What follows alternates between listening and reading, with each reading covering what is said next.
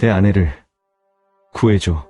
새벽 3시 아프리카 오지로 날아온 형의 다급한 문자 한 통.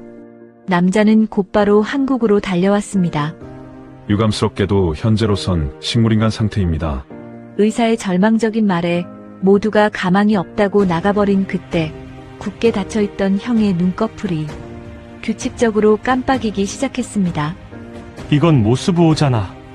식물인간이라던 형이 보내는 신호, 그리고 아버지조차 끝까지 숨기려 했던 끔찍한 진실. 과연 이 집안에 숨겨진 비밀은 무엇일까요? 사연 시작 전에 구독과 좋아요를 눌러주시고 감동이라고 댓글로 남겨주시면 인사드리겠습니다. 뜨거운 바람이 훅 불어와 볼을 스쳤습니다. 이곳은 아프리카 수단의 남부.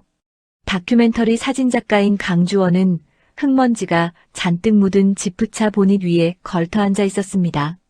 그는 벌써 2달째 이곳에서 전쟁의 참상과 그 속에서도 피어나는 삶의 의지를 카메라에 담고 있었죠. 그날따라 유난히 태양은 뜨거웠고 목은 타들어갈 듯 말랐습니다. 주원은 낡은 위성 전화기를 꺼내들었습니다. 이곳은 통신 신호가 아주 약해서 하루에 딱 한두 번, 운이 좋아야 겨우 문자를 확인하거나 짧은 통화를 할 수 있는 곳이었습니다. 전화기 화면에 안테나 표시가 깜빡거리더니 겨우 한 칸이 찼습니다. 그 순간 며칠 동안 밀려있던 문자 메시지들이 한꺼번에 쏟아져 들어왔습니다. 그 사이에 유독 눈에 띄는 이름이 하나 있었습니다. 바로 한국에 있는 형 강주호였습니다.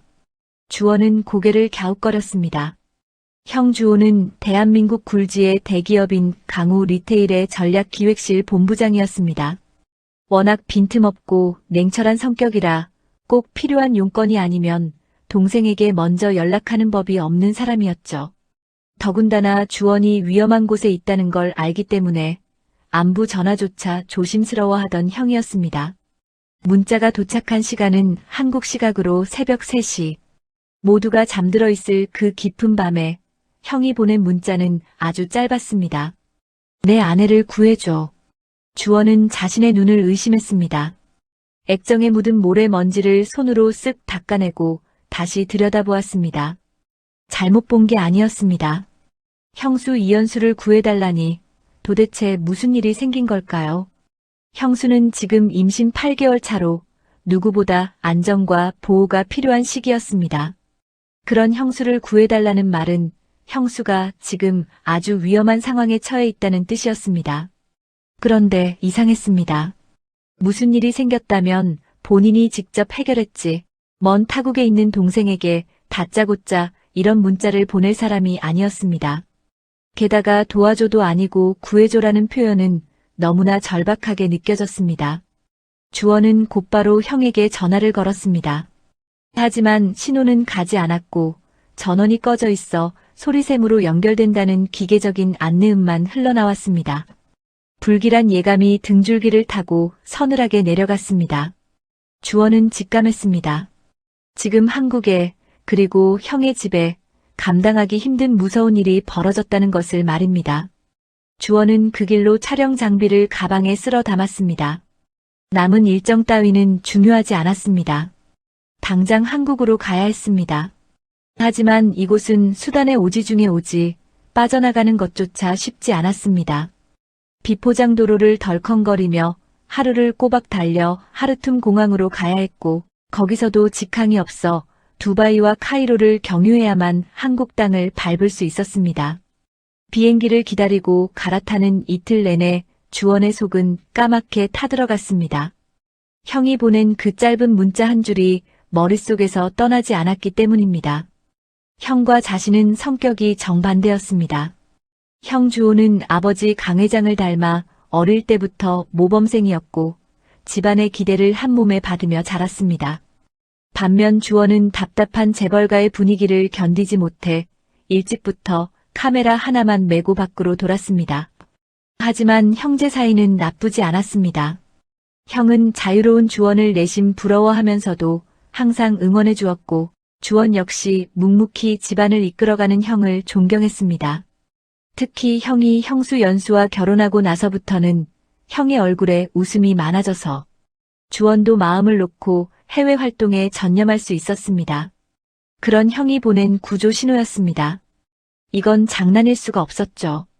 꼬박 사흘 만에 인천국제공항에 도착하자마자 주원은 휴대전화를 켰습니다. 부재중 전화가 수십 통이나 와 있었습니다. 아버지 강 회장의 비서실장으로부터 온 전화였습니다. 주원은 떨리는 손으로 전화를 걸었습니다. 비서실장의 목소리는 잔뜩 가라앉아 있었습니다. 도련님, 지금 어디십니까? 본부장님이. 주호 도련님이 쓰러지셨습니다. 주원은 심장이 덜컥 내려앉는 것 같았습니다. 쓰러지다니요? 형이 왜요? 원인 불명의 뇌졸중이라고 합니다. 새벽이라 발견이 늦어서. 지금 의식이 없으십니다. 식물인간 상태가 될 가능성이 높다고 의료진이 말하고 있습니다. 식물인간이라니. 건강하던 형이 하루아침에 식물인간이 되었다니 주원은 도무지 믿기지가 않았습니다. 공항 게이트를 빠져나오자마자 택시를 잡아탔습니다. 차는 미끄러지듯 고속도로를 달렸고 주원은 창밖을 보며 생각에 잠겼습니다. 비서실장의 말대로라면 형은 새벽녘 갑작스러운 뇌졸중으로 쓰러져 의식을 잃었습니다.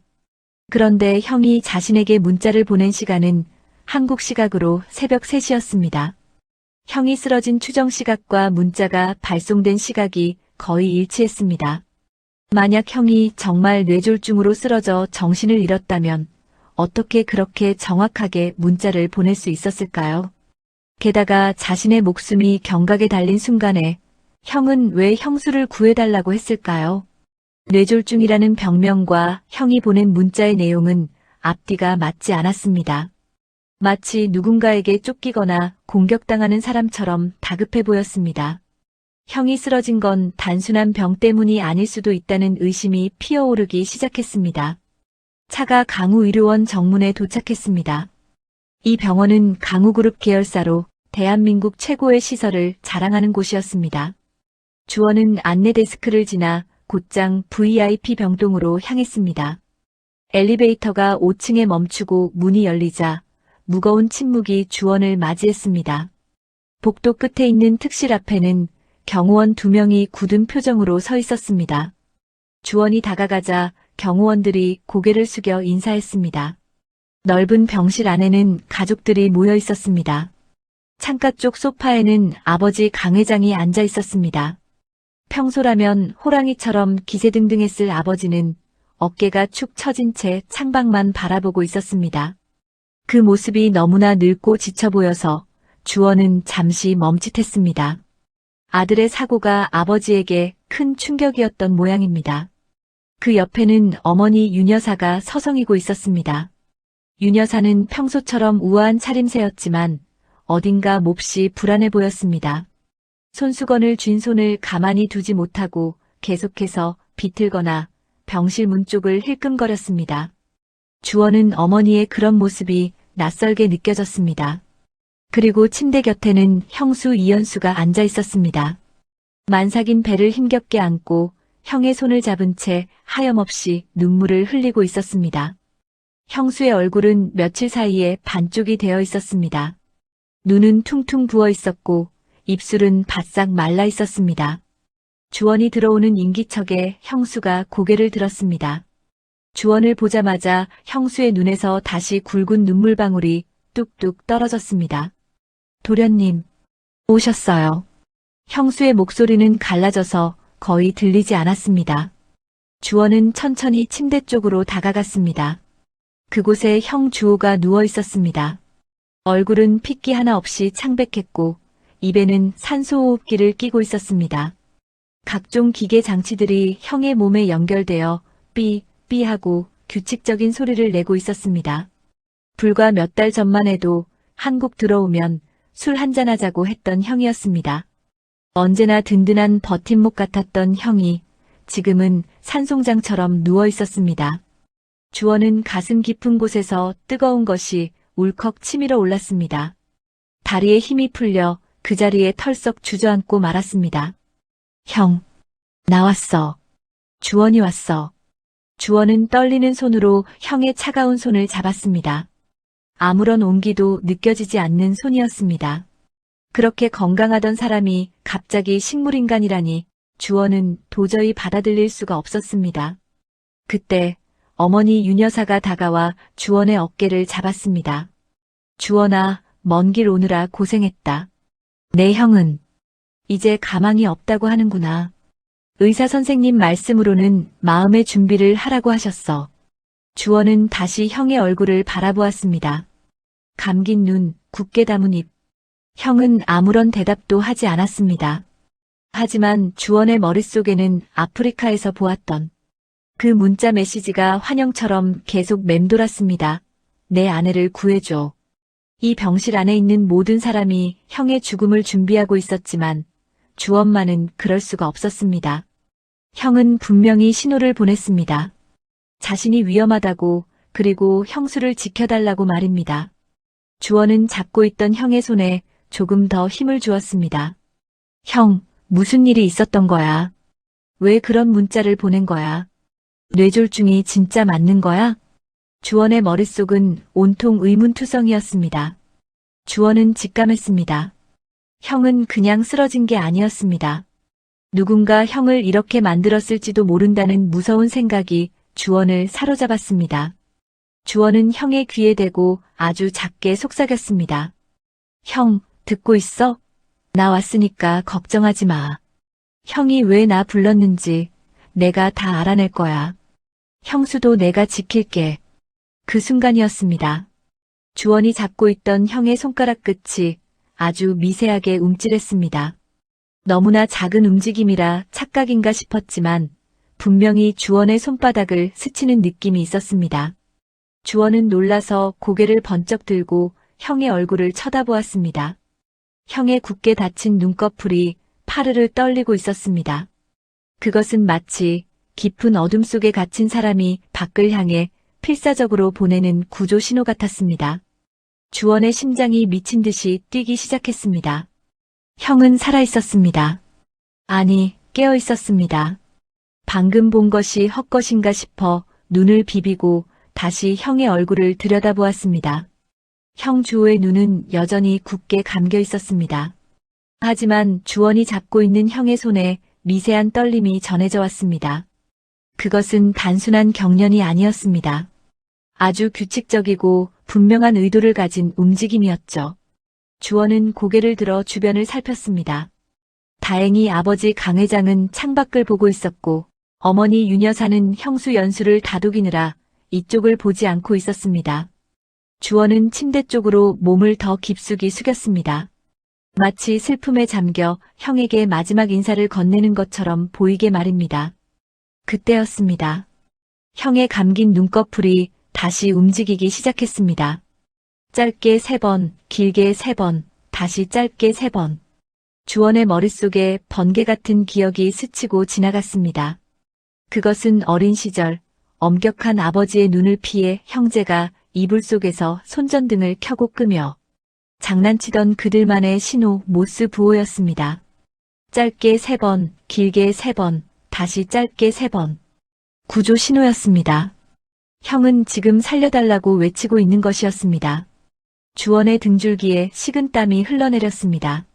식물인간이라던 형의 진단명은 틀렸습니다. 형은 모든 소리를 듣고 있었고 생각하고 있었으며 필사적으로 동생에게 말을 걸고 있었던 겁니다. 주원은 터져나오려는 비명을 간신히 삼켰습니다. 지금 여기서 소란을 피우면 안 된다는 본능적인 판단이 섰기 때문입니다. 아프리카에서 받은 문자 내용이 떠올랐습니다. 형은 누군가에게 위협받고 있었습니다. 그 위협의 실체가 이 병실 안에 있을지도 모른다는 생각이 들자 주원은 온몸의 털이 곤두서는 것 같았습니다. 주원은 잡고 있던 형의 손을 꽉 쥐었다가 놓았습니다. 알아들었어, 형. 이라는 무언의 신호였습니다. 주원은 혼란스러운 마음을 다잡아야 했습니다. 지금 당장 형이 보내는 신호를 정확히 해독하려면 이 병실에 있는 다른 사람들을 내보내야 했습니다. 주원은 천천히 몸을 일으켰습니다. 그리고 짐짓 지친 표정을 지으며 뒤를 돌아보았습니다. 아버지, 어머니, 형은 제가 지킬게요. 두 분도 며칠 동안 고생 많으셨잖아요. 오늘은 집에 가서 좀 쉬세요. 형수님도요. 임신한 몸으로 계속 여기 계시면 형이 더 마음 불편해할 거예요. 강 회장은 깊은 한숨을 내쉬며 고개를 끄덕였습니다. 그래, 주원이 네가 왔으니 한시름 놓는구나. 우리는 일단 들어가마. 무슨 일 생기면 바로 연락해라. 강 회장은 지친 기색이 역력했습니다. 하지만 어머니 윤 여사는 달랐습니다. 아니다, 내가 더 있을게. 네가 뭘 안다고 간병을 하니. 간병인도 있고 한데 굳이. 윤 여사의 목소리에는 미묘한 날카로움이 섞여 있었습니다. 주원은 애써 부드러운 미소를 지어 보였습니다. 어머니, 저도 형 얼굴 좀 오래 보고 싶어서 그래요. 어머니 얼굴이 많이 상하셨어요. 가서 좀 주무셔야죠. 내일 아침에 다시 오세요. 주원의 끈질긴 권유에 윤 여사는 마지못해 고개를 끄덕였습니다. 하지만 병실을 나가는 마지막 순간까지 윤 여사의 시선은 주호의 산소호흡기에 머물러 있었습니다. 그 눈빛이 어딘가 서늘하게 느껴져 주원은 주먹을 꽉 쥐었습니다. 마지막으로 형수 이현수가 주원에게 다가왔습니다. 도련님 부탁드릴게요. 그의 손발이 차갑지 않게 계속 주물러 주세요. 혹시라도 깨어나면 제 목소리 들려주시고요. 형수의 눈은 퉁퉁 부어 있었습니다. 주원은 형수의 어깨를 가볍게 토닥여 주었습니다. 걱정 마세요, 형수님. 제가 형 곁에 딱 붙어 있을게요. 형수님 뱃속에 조카 생각해서라도 밥 꼭 챙겨 드셔야 해요. 가족들이 모두 병실을 빠져나가고 문이 닫히는 소리가 들렸습니다. 주원은 혹시 몰라 병실 문을 잠그고 블라인드까지 꼼꼼하게 내렸습니다. 그리고 다시 형의 침대 곁으로 돌아와 의자를 바짝 당겨 앉았습니다. 형, 다 나갔어. 이제 말해도 돼. 주원의 말이 떨어지자마자 주호가 눈을 번쩍 떴습니다. 감겨있던 눈이 아니었습니다. 또렷하고 생생하게 살아있는 눈동자였습니다. 하지만 그뿐이었습니다. 손가락 하나, 발가락 하나 움직이지 못했습니다. 입술도 굳게 닫힌 채 열리지 않았습니다. 오직 눈동자만이 격렬하게 흔들리며 주원을 바라보고 있었습니다. 형의 눈은 붉게 충혈되어 있었고 그 안에는 깊은 공포와 억울함이 서려 있었습니다. 주호의 눈꺼풀이 다시 움직이기 시작했습니다. 주원은 숨을 죽이고 형의 눈을 응시했습니다. 길게 2번, 길게 3번, 다시 길게 2번. 형이 보내는 신호를 해석하면 엄마였습니다. 주원은 순간적으로 숨이 턱 막혔습니다. 형이 가장 먼저 보낸 단어가 엄마라니. 이게 무슨 뜻일까요? 형의 신호는 멈추지 않고 계속되었습니다. 이번엔 독이었습니다. 엄마, 그리고 독. 두 단어가 합쳐지자 주원의 머릿속이 하얗게 변했습니다. 어머니가 위험한 존재라는 것, 어머니가 형에게 독을 썼다는 것. 그 소름 돋는 문장이 완성되는 순간 주원은 온몸의 피가 거꾸로 솟는 듯 했습니다. 저 밖에서 걱정스러운 척 연기하던 어머니가 친아들인 형을 독살하려 했다는 말입니까? 주원은 떨리는 목소리로 물었습니다. 형, 엄마가 형한테 독을 먹인 거야? 주호가 눈을 한번 강하게 깜빡였습니다. 긍정의 표시였습니다. 주원은 믿을 수가 없어 입을 틀어막았습니다. 아무리 재벌가의 비정함이라지만 친어머니가 아들에게 독을 먹이다니요. 주원은 형의 손을 꽉 잡았습니다. 분노로 손이 부들부들 떨렸습니다. 형은 다시 눈을 움직이려 했지만 주원은 형의 눈을 가만히 덮어주었습니다. 더 이상의 대화는 형에게 무리였습니다. 눈을 깜빡이는 것조차 형에게는 엄청난 에너지를 쏟아붓는 일이라는 게 느껴졌기 때문입니다. 이마에는 식은땀이 송골송골 맺혀 있었고 호흡이 거칠어지고 있었습니다. 형, 그만해. 더하면 형 몸 상해. 무슨 말인지 알겠어. 엄마, 그리고 독. 내가 다 밝혀낼게. 주원은 자리에서 일어났습니다. 병실 안을 서성이며 머릿속을 정리했습니다. 어머니 윤 여사. 그녀는 평소에도 유난히 건강에 집착했습니다. 특히 아들인 주호에게는 몸에 좋다는 건 뭐든지 구해다 먹이곤 했었죠. 주원은 아까 병실에서 보았던 어머니의 모습을 떠올렸습니다. 아들이 식물인간이 되었다는데 슬퍼하기보다는 안절부절 못하던 모습, 그리고 자꾸만 형의 생명 유지 장치를 확인하던 시선. 그것은 자식을 걱정하는 어미의 눈빛이 아니었습니다. 자신의 범죄가 들통날까봐 두려워하는 범인의 눈빛이었습니다. 독이라면 분명 먹는 것에 섞었을 거야. 주원은 형이 쓰러지기 전의 상황을 추리해 보았습니다.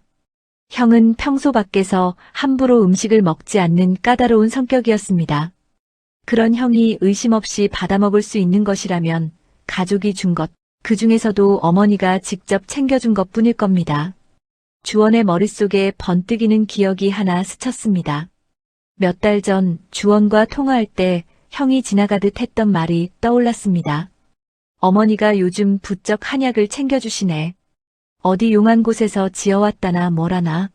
냄새가 좀 역하긴 한데 정성을 봐서라도 먹어야지. 한약. 그때는 대수롭지 않게 넘겼던 그 단어가 비수처럼 꽂혔습니다. 어머니는 그 한약에 독을 섞은 게 분명했습니다. 한 번에 치사량을 먹인 게 아니라 아주 조금씩 오랫동안 먹여서 서서히 몸을 망가뜨린 것입니다. 그래서 병원에서도 원인을 찾지 못하고 단순 뇌졸중으로 진단한 것이겠죠. 어떻게 이렇게까지 치밀하게. 주원은 다시 형의 침대 곁으로 다가갔습니다. 형, 한약이지? 어머니가 지어준다는 그 한약. 주호의 눈꺼풀이 다시 한번 크게 움직였습니다. 정확했습니다. 주원의 추리가 맞았던 겁니다. 주원은 주먹을 불끈 쥐었습니다. 이제 무엇을 해야 할지 명확해졌습니다. 그 한약의 정체를 밝혀내야 했습니다. 그리고 어머니가 왜 그런 짓을 했는지 그 섬뜩한 이유를 알아내야 했습니다. 형, 조금만 기다려. 내가 집에 가서 그 약 찾아낼게. 그리고 그 문자. 형수님도 위험한 거지? 주호가 눈을 빠르게 깜빡였습니다. 그렇다는 뜻이었습니다. 어머니가 형에게 독을 썼다면 다음 타깃은 며느리인 연수일 가능성이 높았습니다. 형이 아프리카로 보낸 문자가 내 아내를 구해줘였던 이유가 바로 그것이었습니다. 자신은 이미 당했지만 아내와 뱃속의 아이만은 지켜달라는 형의 처절한 부탁. 주원은 가슴이 먹먹해졌습니다. 형수님은 내가 목숨 걸고 지킬게. 형은 아무 생각 말고 버텨. 살아만 있어줘. 나머지는 내가 다 해결할게.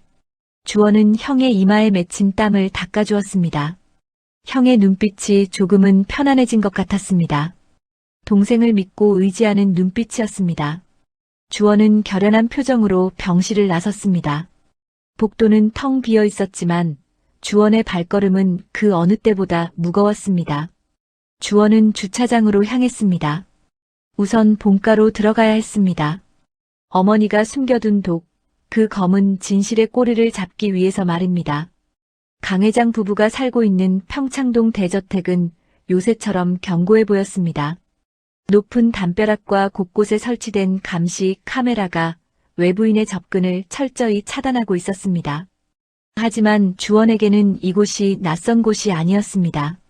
어린 시절 뛰어놀던 집이었고 비밀번호도 알고 있었습니다. 대문 앞 도어락 키패드를 눌렀습니다.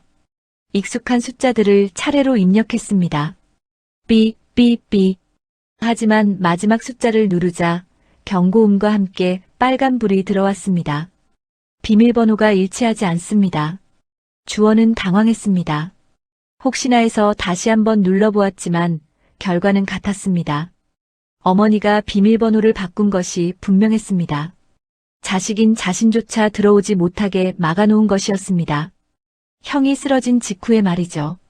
무언가 숨기려는 의도가 뻔히 보였습니다. 초인종을 눌렀습니다. 인터폰 화면에 가사 도우미 아주머니의 얼굴이 나타났습니다. 누구세요? 저예요, 주원이요. 문 좀 열어주세요, 아주머니. 하지만 아주머니는 곤란한 표정을 지었습니다. 아이고, 도련님. 죄송해요. 사모님께서 아무도 들이지 말라고 엄명을 내리셨어요. 특히 도련님은 절대 안 된다고. 제가 아들이잖아요. 집에 잠깐 들어가는 건데 그것도 안 돼요? 죄송합니다. 사모님이 카메라로 다 보고 계셔서요. 제가 문 열어드리면 바로 잘려요. 인터폰이 뚝 끊어졌습니다. 주원은 굳게 닫힌 대문을 멍하니 바라보았습니다. 철벽이었습니다. 어머니는 이미 주원의 방문을 예상하고 철저히 대비해 놓았던 겁니다. 형을 해친 범인이라는 심증이 더욱 굳어졌습니다. 하지만 여기서 포기할 주원이 아니었습니다. 정문 돌파가 안 된다면 우회로를 찾아야 했습니다. 주원은 집 근처 골목길에 차를 세우고 기다렸습니다. 오후 3시가 되면 가사 도우미 아주머니가 장을 보러 나오는 시간이라는 것을 알고 있었기 때문입니다. 예상대로 3시가 조금 넘자 아주머니가 쪽문을 열고 나왔습니다. 주변을 두리번거리는 모습이 꽤 조심스러워 보였습니다. 주원은 아주머니가 마트로 들어가는 것을 확인하고 뒤따라 들어갔습니다. 채소 코너에서 물건을 고르고 있는 아주머니 옆으로 슬그머니 다가갔습니다. 아주머니, 저예요. 아주머니가 화들짝 놀라며 뒤로 물러섰습니다. 또 도련님, 여기까지 따라오시면 어떡해요? 죄송해요. 어머니 때문에 못 들어가서 이렇게라도 뵙고 싶었어요. 아주머니, 저 좀 도와주세요. 주원은 아주머니의 손에 봉투 하나를 쥐어주었습니다. 두둑한 현금이 들어있는 봉투였습니다. 아주머니는 봉투를 보고 망설이는 듯했지만 주원의 간절한 눈빛을 외면하지 못했습니다. 게다가 아주머니는 어릴 때부터 주원을 살뜰히 챙겨주던 분이었습니다. 도련님, 저 정말 잘리면 큰일 나요. 아들 대학 등록금도 내야 하고. 걱정 마세요. 제가 책임질게요. 그리고 어머니한테는 비밀로 할 거니까 안심하시고요. 그냥 제가 묻는 말에 솔직하게만 대답해 주세요. 아주머니는 한숨을 내쉬며 고개를 끄덕였습니다. 주원은 아주머니를 근처 조용한 카페로 데려갔습니다. 아주머니, 어머니 요즘 어떠세요? 형 쓰러지기 전부터 좀 이상하지 않았어요? 아주머니는 주위를 살피더니 목소리를 낮췄습니다. 말도 마세요. 사모님, 요즘 들어 부쩍 예민해지셨어요. 밤마다 서재에 틀어박혀서 혼자 중얼거리고 툭하면 소리를 지르시고요. 회장님하고도 자주 싸우셨어요. 싸우셨다고요? 무슨 일로요? 그게 저도 잘은 모르지만 도련님들 얘기 같았어요. 특히 큰 도련님, 주호 도련님 얘기를 많이 하셨죠. 형 얘기를요? 뭐라고 하셨는데요? 아주머니는 곤란한 듯 머뭇거렸습니다. 그게 참 입에 담기도 민망한데 사모님이 그러시더라고요. 저게 내 핏줄이 아니다. 당신이 밖에서 낳아온 자식이다. 내 아들. 내 나라 뭐 이런 소리를 악을 쓰면서 하셨어요. 주원은 귀를 의심했습니다. 어머니가 친아들인 형을 두고 남의 자식이라니. 그것도 아버지가 밖에서 낳아온 자식이라니요.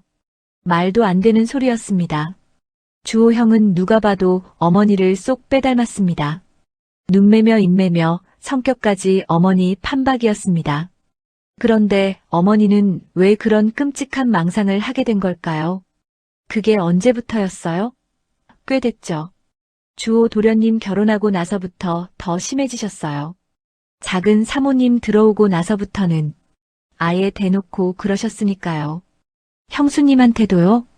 네. 아가씨가 임신하고 나서는 더 했어요.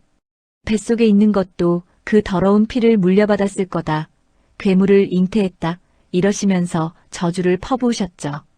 제가 옆에서 듣기에도 섬뜩할 정도로요. 주원의 손톱이 손바닥에 파고들었습니다. 어머니의 증세는 단순한 히스테리가 아니었습니다. 이것은 병이었습니다. 그것도 아주 심각한 마음의 병이었습니다. 사모님이 술을 드시면 종종 그런 말씀을 하셨어요. 아주머니의 이야기는 계속되었습니다. 윤 여사는 젊은 시절부터 의부중 증세가 있었다고 합니다.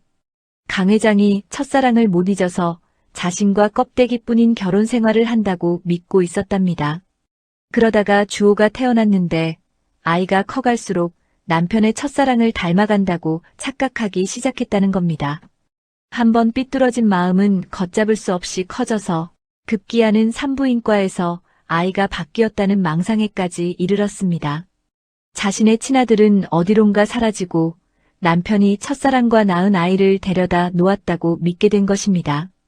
이런 터무니없는 망상은 세월이 흐르면서 더욱 견고해졌습니다. 특히 주호가 장성하여 강우 리테일의 후계자로서 능력을 인정받자 윤 여사의 불안감은 극에 달했습니다. 내 아들도 아닌 놈이 회사를 차지하려 한다. 저놈이 나를 내쫓고 그 여자를 안방마님으로 앉힐 거다라는 피해망상까지 겹쳐진 것입니다. 그리고 결정적으로 연수가 며느리로 들어오면서 윤 여사의 분노는 폭발했습니다. 연수가 하필이면 강 회장의 첫사랑과 분위기가 비슷했기 때문입니다. 강 회장이 며느리를 유난히 아끼고 챙기는 모습을 보며 윤 여사는 과거의 악몽이 되살아난 듯 괴로워했습니다. 자신의 남편과 아들 그리고 며느리까지 모두가 한 통속이 되어 자신을 기만하고 있다고 생각하게 된 것입니다. 회장님은요? 아버지는 그 사실을 알고 계셨어요? 주원의 질문에 아주머니는 고개를 끄덕였습니다. 알고 계셨죠. 몇 번이나 병원 가보라고 권유하셨는데 사모님이 펄펄 뛰면서 거부하셨어요. 나를 미친년 취급하냐, 정신병원에 가둬놓고 그 여자랑 살려고 그러냐 하면서 난리를 치시니까 회장님도 지치셔서 그냥 포기하신 것 같아요. 그리고 회사 이미지 생각해서 밖으로 소문 안 나게 입단속만 시키셨고요. 주원은 깊은 한숨을 내쉬었습니다. 아버지 강 회장의 방관이 어머니의 병을 키운 것이나 다름없었습니다. 집안의 명예와 체면을 중시하는 아버지는 아내의 정신적인 문제를 덮어두기에만 급급했던 것입니다. 그 사이 어머니의 마음속 지옥은 점점 더 커져서 결국 친아들을 해치려는 참혹한 괴물이 되어버린 것입니다. 그런데 도련님, 더 이상한 게 있어요. 아주머니가 주변을 두리번거리며 목소리를 더욱 낮췄습니다. 사모님이 한약방을 자주 드나드세요. 몸에 좋은 보약을 짓는다고 하시는데 그 약 냄새가 좀 이상해요. 보통 한약 냄새랑은 다르게 아주 독하고 역한 냄새가 나거든요. 주호 도련님한테 매일 그 약을 다려서 먹이셨는데 도련님이 쓰러지시기 전날 밤에도 그 약을 드셨어요. 주원의 눈이 번쩍 뜨였습니다. 형이 말했던 독, 그리고 한약의 연결고리가 맞춰졌습니다. 그 한약방이 어디예요? 이름 기억하세요? 이름은 잘 모르겠고 저기 종로 쪽 골목에 있는 아주 허름한 곳이었어요. 찾기 힘들 텐데. 괜찮아요. 위치만 대략 알려주세요. 그리고 아주머니에게 다시 한번 신신당부했습니다. 오늘 저 만난 건 절대 비밀이에요. 그리고 혹시라도 어머니가 또 이상한 행동을 하거나 형수님한테 해코지하려고 하면 저한테 바로 연락주세요. 아셨죠? 아주머니는 걱정스러운 표정으로 고개를 끄덕였습니다. 주원은 카페를 나와 차에 올랐습니다. 마음이 무거웠습니다. 어머니는 단순히 나쁜 사람이 아니라 아픈 사람이었습니다. 하지만 그 아픔이 타인을 해치는 흉기가 되어서는 안 되었습니다. 더군다나 그 대상이 가족이라면 더더욱 말입니다. 주원은 시동을 걸고 종로로 향했습니다. 어머니가 드나들었다는 그 한약방을 찾아야 했습니다. 그곳에 가면 형을 쓰러뜨린 독의 정체를 밝혀낼 수 있을지도 모릅니다. 그리고 어머니의 광기가 어디까지 뻗쳐 있는지 확인할 수 있을 것입니다. 종로의 좁은 골목길을 헤매기를 1시간째. 주원은 마침내 아주머니가 말한 것과 비슷한 느낌의 낡은 한약방을 발견했습니다. 간판에는 백년 약초원이라는 글씨가 희미하게 남아 있었습니다. 유리문 너머로 보이는 내부는 어두컴컴했고 약재 냄새가 진동했습니다. 주원은 조심스럽게 문을 열고 들어갔습니다. 카운터에는 돋보기 안경을 쓴 노인 한 명이 앉아 있었습니다. 눈빛이 흐리멍덩하고 탐욕스러워 보이는 인상이었습니다. 어떻게 오셨죠? 노인이 퉁명스럽게 물었습니다. 약 좀 지으러 왔는데요. 어머니가 여기서 약을 지어 드셨다고 해서요. 어머니 함자가 어떻게 되시는데? 정숙 씨요. 평창동 사시는. 주원은 혹시나 해서 어머니의 가명을 대보았습니다. 아주머니에게서 어머니가 가명을 쓴다는 이야기를 들었기 때문입니다. 노인의 눈이 순간 번뜩였습니다. 아, 그 사모님 아드님이시구만. 근데 무슨 약을 지으려고? 어머니가 드시던 거랑 똑같은 걸로 해주세요. 노인은 주원을 위아래로 훑어보더니 의심스러운 표정을 지었습니다.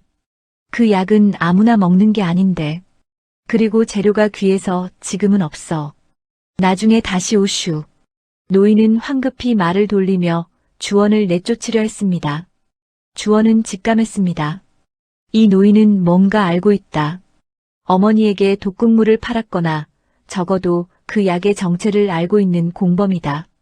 하지만 지금 당장 추궁해봤자 입을 열 리가 없었습니다. 증거가 필요했습니다. 주원은 순순히 물러나는 척하며 한약방을 나왔습니다. 하지만 멀리 가지 않고 골목 어귀에 숨어서 한약방을 지켜보았습니다. 잠시 후 노인이 전화를 걸며 안절부절 못하는 모습이 유리창 너머로 보였습니다. 분명 어머니에게 연락하는 것일 겁니다. 주원은 재빠르게 카메라를 꺼내 노인의 모습을 찍었습니다. 그리고 한약방 뒷문으로 돌아가 쓰레기 더미를 뒤지기 시작했습니다. 혹시라도 약재 껍데기나 영수증 같은 단서가 남아있을지 몰라서였습니다. 악취가 코를 찔렀지만 주원은 개의치 않았습니다. 형을 위해서라면, 그리고 형수를 지키기 위해서라면 쓰레기통 정도는 아무것도 아니었습니다. 한참을 뒤지던 주원의 손에 구겨진 종이 한 장이 잡혔습니다. 펴보니 약재 거래 명세서였습니다. 거기에는 낯선 약초 이름들이 적혀 있었는데 그중 하나가 눈에 띄었습니다. 초호. 주원은 얼른 검색을 해보았습니다. 초호는 독성이 강해 사약의 재료로 쓰였던 식물로 잘못 쓰면 신경마비와 호흡 곤란을 일으켜 사망에 이르게 할 수 있다는 내용이 나왔습니다. 주원의 등골이 서늘해졌습니다. 어머니는 이 초호를 다려서 형에게 먹였던 겁니다. 보약이라는 이름으로 포장된 사약. 그것을 친아들에게 매일같이 먹였다니 어머니의 망상은 이미 돌이킬 수 없는 강을 건넌 것이었습니다. 주원은 명세서를 주머니에 넣고 자리에서 일어났습니다. 이제 독의 정체는 밝혀졌습니다. 하지만 이것만으로는 부족했습니다. 어머니가 이 독을 고의로 먹였다는 것을 증명해야 했고 무엇보다 형수에게도 같은 짓을 하려 한다는 것을 막아야 했습니다. 주원의 발걸음이 빨라졌습니다. 형수 연수가 위험했습니다. 어머니는 분명 형에게 했던 것처럼 연수에게도 몸에 좋은 한약이라며 독을 권할 것입니다. 임신한 몸에 독이 들어간다면 태아는 물론 산모까지 위험해질 수 있습니다. 시간이 없었습니다. 어머니의 광기가 빚어낸 비극을 멈추기 위해 주원은 다시 한번 전력 질주를 시작했습니다.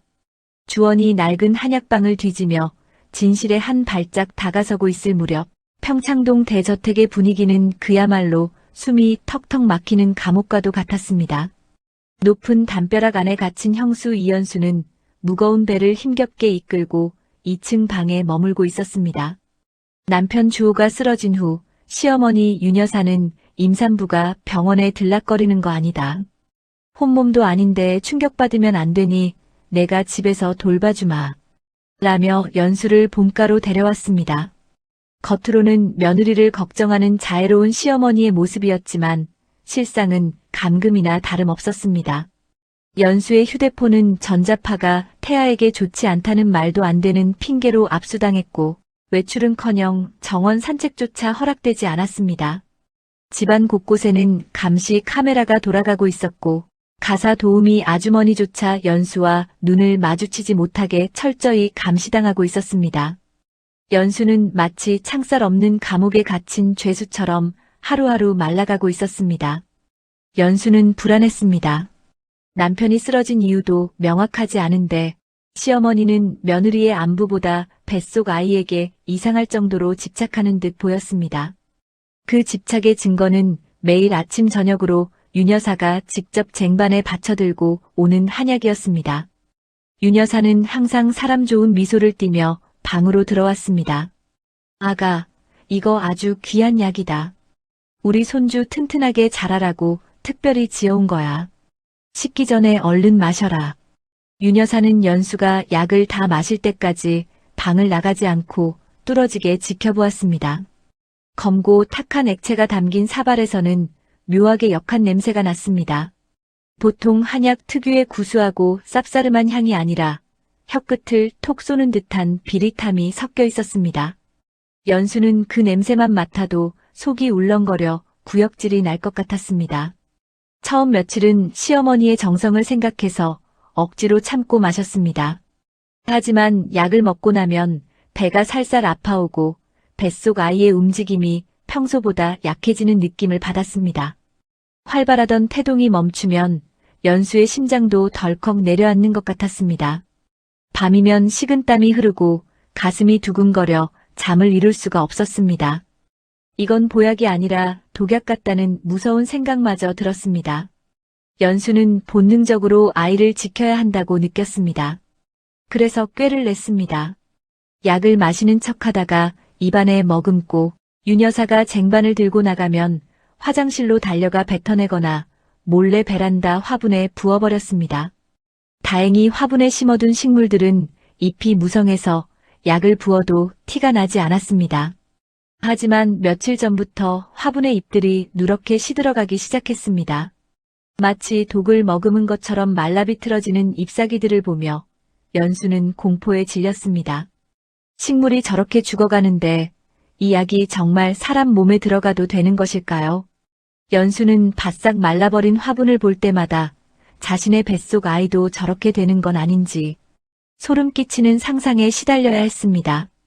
그날 오후도 어김없이 윤 여사가 약사발을 들고 방문을 열고 들어왔습니다. 아가, 약 먹을 시간이다. 윤 여사의 목소리는 부드러웠지만 눈빛은 차갑게 빛나고 있었습니다. 연수는 침대 헤드에 기대어 힘없이 앉았습니다. 어머님, 저 속이 너무 안 좋아요. 오늘은 좀 건너뛰면 안 될까요? 냄새만 맡아도 머리가 어지러지래요. 입덧이 다시 시작된 것 같아요. 연수가 애원하듯 말했지만 윤 여사의 표정은 변하지 않았습니다. 무슨 소리니? 약은 제때 먹어야 효과가 있는 법이야. 우리 주호 목까지 네가 건강해야지. 다 너랑 애 생각해서 큰돈 들여 지어온 거야. 자, 어서 마셔. 윤 여사는 약사발을 연수의 입가에 들이밀었습니다. 거부할 수 없는 강압적인 태도였습니다. 연수는 떨리는 손으로 사발을 받아들었습니다. 검은 액체가 출렁거렸습니다. 역한 냄새가 코를 찔렀습니다. 연수는 숨을 꾹 참고 사발을 입에 댔습니다. 한 모금, 두 모금. 입안 가득 쓴맛이 퍼졌지만 꿀떡 삼키는 신용만 하고 혀 밑에 약물을 가두었습니다. 윤 여사가 지켜보는 앞에서 남은 약을 다 마신 척 빈 사발을 보여주어야 했습니다. 그렇게 입안이 터질 듯 약을 머금은 채 연수는 힘겹게 빈 사발을 윤 여사에게 내밀었습니다. 다 마셨니? 윤 여사가 재촉했습니다. 연수는 말을 할 수가 없어 고개만 끄덕였습니다. 얼른 윤 여사가 나가주기를, 그래서 화장실로 뛰어가 이 끔찍한 액체를 뱉어낼 수 있기를 간절히 바랐습니다. 하지만 윤 여사는 쟁반을 챙겨나가는 대신 천천히 방 안을 둘러보기 시작했습니다.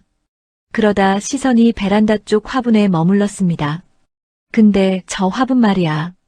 며칠 전만 해도 파릇파릇하더니 왜 저렇게 다 죽어가니? 물도 잘 주는데 이상하네.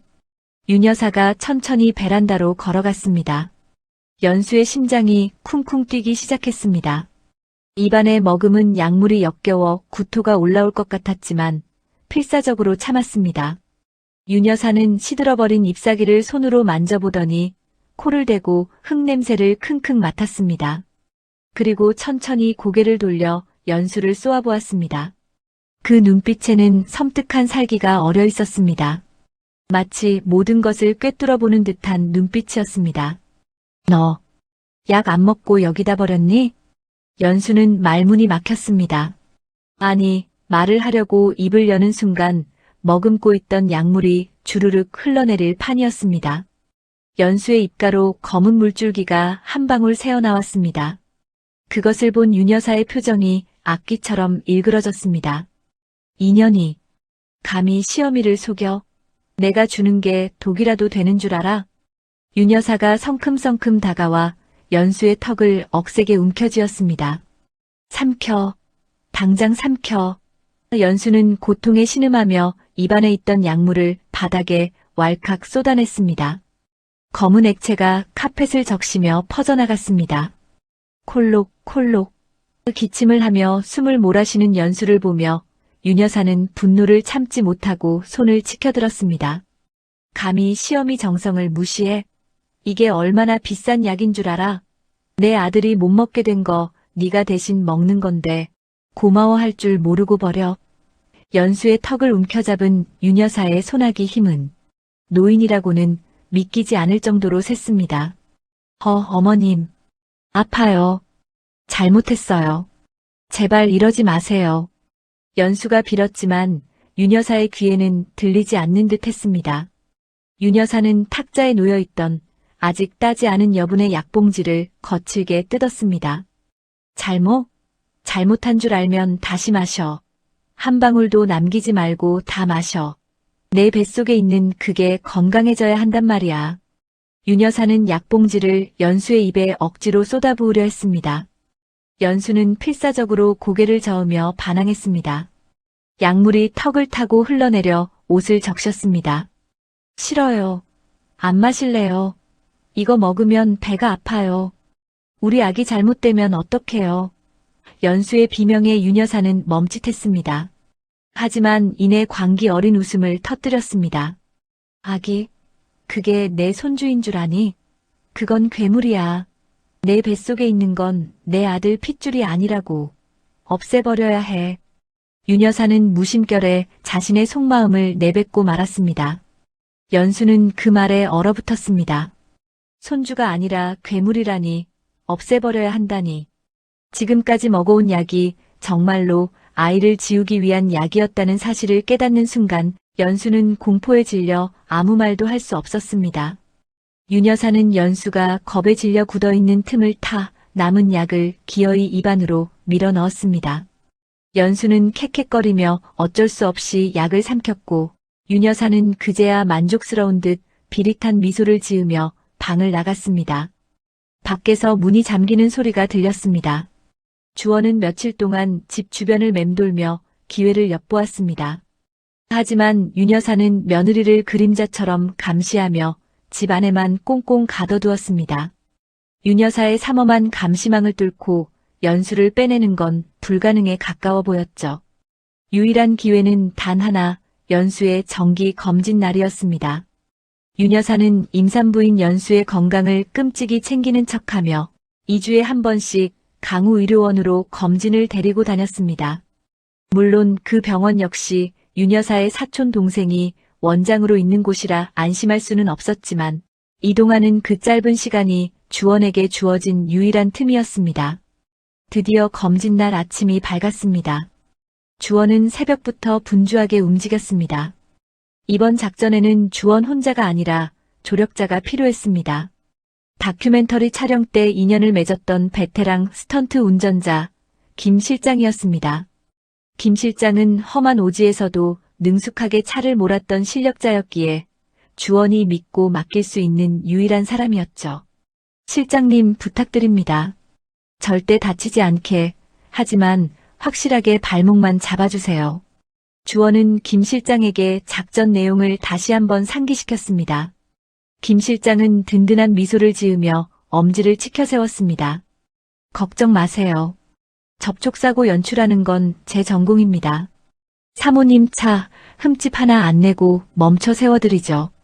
오전 10시 평창동 저택의 육중한 대문이 열리고 윤 여사의 고급 세단이 미끄러지듯 빠져나왔습니다. 뒷좌석에는 윤 여사와 연수가 나란히 앉아 있었습니다. 연수의 표정은 창백하게 질려 있었고 윤 여사는 그런 며느리의 손목을 꽉 쥔 채 놓지 않고 있었습니다. 마치 죄수를 호송하는 간수처럼 말입니다. 주원은 조금 떨어진 곳에서 그 차를 뒤따랐습니다. 김 실장의 트럭은 반대편 차선에서 대기 중이었습니다. 작전 지점은 병원으로 가는 길목에 있는 한적한 교차로였습니다. 신호등이 없는 곳이라 평소에도 사고가 잦은 구간이었기에 자연스러운 연출이 가능했습니다. 윤 여사의 차가 교차로에 진입하려는 순간 골목에서 김 실장의 트럭이 불쑥 튀어나왔습니다. 끼익!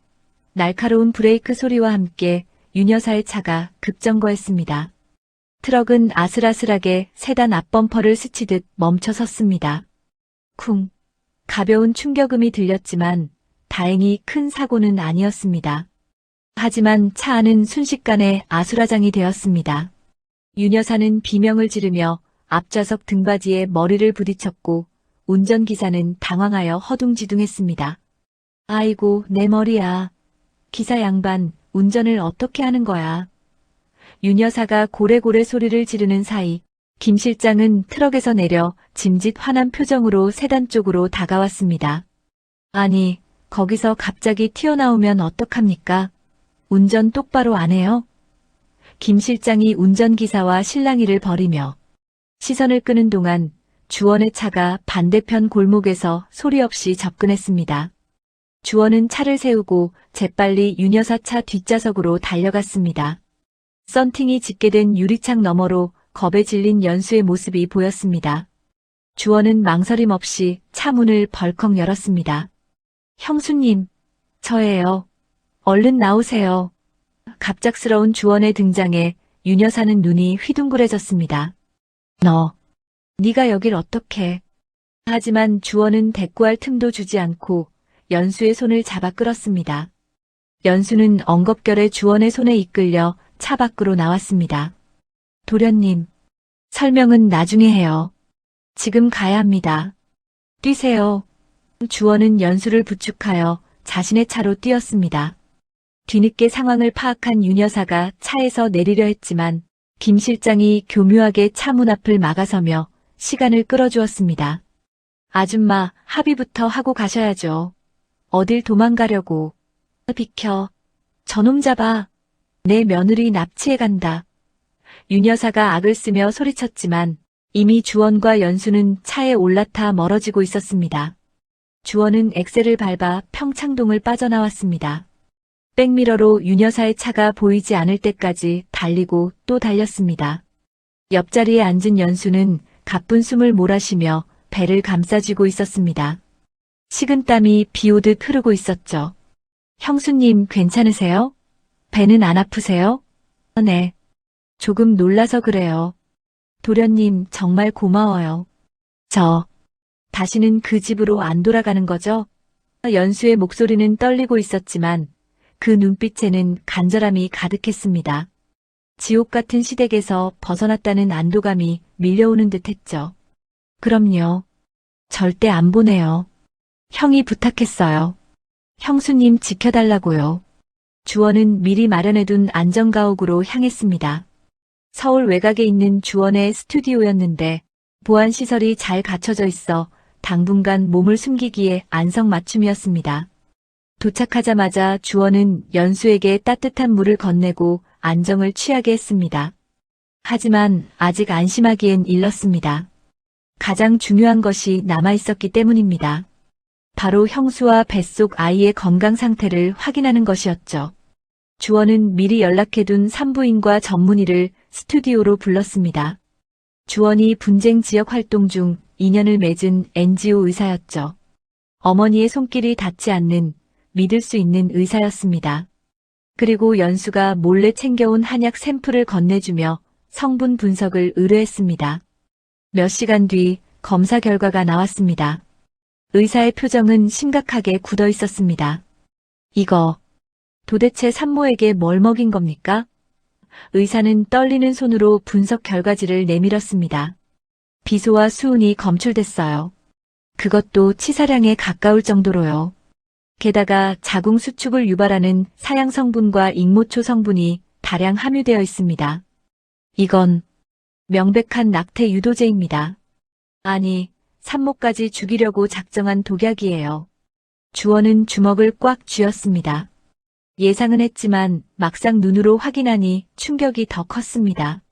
어머니는 며느리의 뱃속 아이뿐만 아니라 며느리 자체를 죽이려 했던 것입니다. 그것도 보약이라는 이름으로 매일 조금씩 독을 주입하면서 말이죠. 연수는 입을 틀어막고 오열했습니다. 어머님이 정말 우리 아기를 죽이려고 어떻게 그러실 수가 있어요? 할머니잖아요. 친손주한테 어떻게? 연수의 눈물은 멈추지 않았습니다. 배신감과 공포 그리고 아이를 잃을 뻔했다는 죄책감이 뒤섞여 몸을 가누지 못할 정도였죠.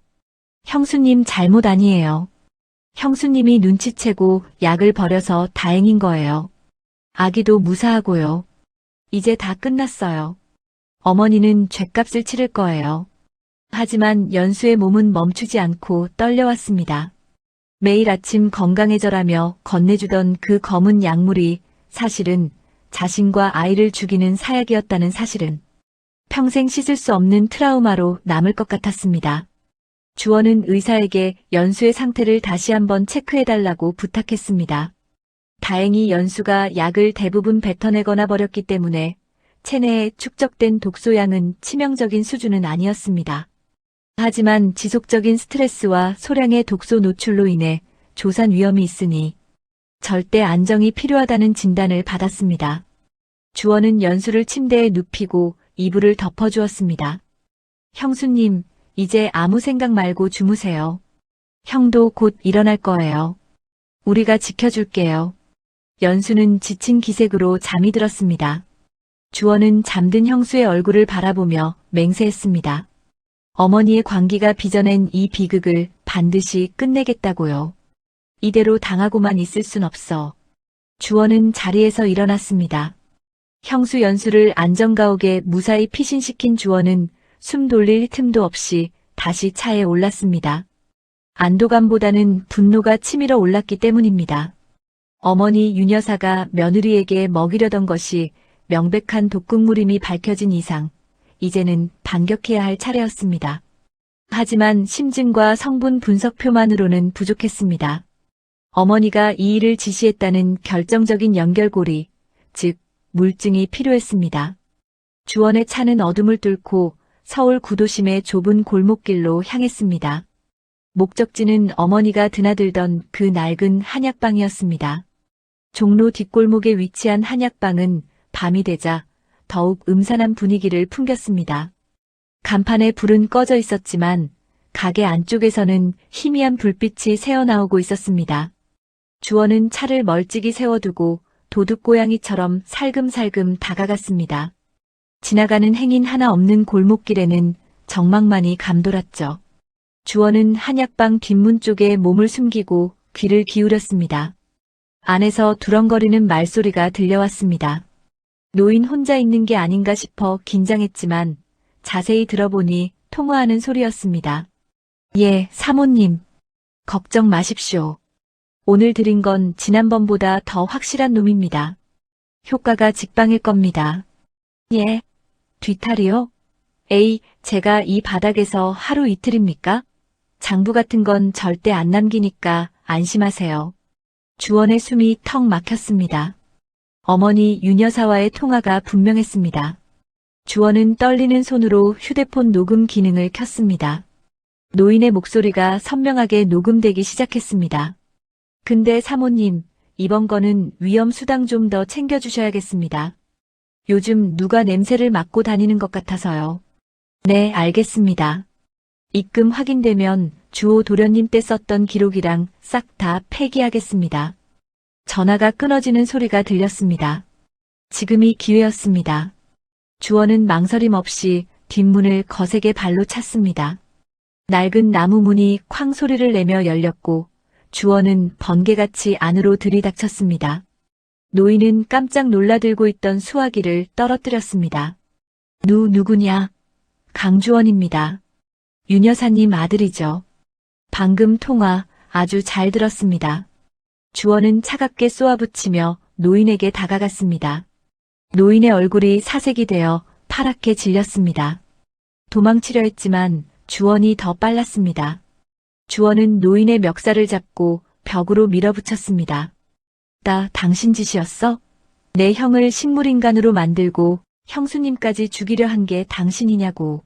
주원의 고함에 노인은 덜덜 떨며 비명을 질렀습니다. 살려주십시오. 전 그저 시키는 대로 했을 뿐입니다. 사모님이 돈을 많이 주신다고 해서 거절할 수가 없었습니다. 돈 때문에 사람을 죽여 독을 약이라고 속여서 팔아 독초를 독성을 제거하는 법제 과정도 거치지 않고 다려서 파는 게 살인이 아니면 뭐야. 주원은 으르렁거리며 노인을 압박했습니다. 선택해. 지금 경찰서 가서 살인 미수 공범으로 평생 감옥에서 썩을 건지 아니면 증거 다 내놓고 수사에 협조해서 선처를 구할 건지. 노인은 공포에 질려 다리에 힘이 풀린 듯 주저앉았습니다. 그는 떨리는 손으로 바닥을 기어가 구석에 있는 낡은 금고를 열었습니다. 그 안에는 꼬깃꼬깃한 비밀 장부와 USB 하나가 들어 있었습니다. 주원은 장부를 낚아채듯 받아 펼쳐보았습니다. 장부에는 윤여사라는 이름 대신 평창동 VIP라는 가명으로 거래 내역이 빼곡하게 적혀 있었습니다. 초 300g, 부자 200g 신경마비 유도용, 비소미량 첨가, 태아 유산 유도용. 날짜별로 기록된 처방 내용은 끔찍했습니다. 이것은 단순한 한약 처방전이 아니라 살인 청부 계약서나 다름없었으니까요. 어머니는 이 노인을 매수하여 아들과 며느리 그리고 손주를 죽일 독극물을 주문 제작해왔던 것입니다. 이게 다입니까? 예. 그 USB에는 사모님이랑 통화한 녹음 파일이 들어있습니다. 혹시 몰라서 보험용으로 남겨둔 건데. 노인은 비굴하게 웃으며 USB를 내밀었습니다. 주원은 그것을 주머니에 깊숙이 찔러 넣었습니다. 이것으로 어머니의 범행을 입증할 모든 퍼즐 조각이 맞춰졌습니다. 이제 어머니는 빠져나갈 구멍이 없게 된 것입니다. 주원은 노인을 싸늘하게 내려다보았습니다. 당신은 여기서 한 발자국도 나가지 마. 내일 경찰들이 들이닥칠 테니까 그때 가서 자수해. 만약 도망치면 지구 끝까지 쫓아가서 잡을 거니까. 노인은 고개를 끄덕이며 싹싹 빌었습니다. 증거를 확보한 주원은 곧바로 병원으로 향했습니다. 이제 마지막 준비를 해야 했습니다. 법적인 증거는 확보했지만 어머니 윤여사를 완벽하게 무너뜨리기 위해서는 형 주호의 증언이 필요했습니다. 하지만 형은 아직 손가락만 간신히 움직이는 상태였습니다.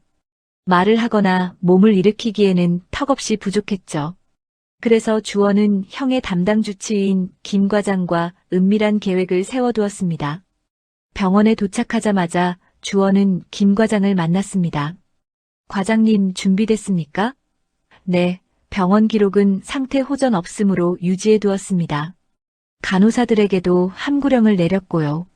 지금 박 선생이 대기 중입니다. 김 과장은 주원의 눈빛에서 비장함을 읽고 고개를 끄덕였습니다.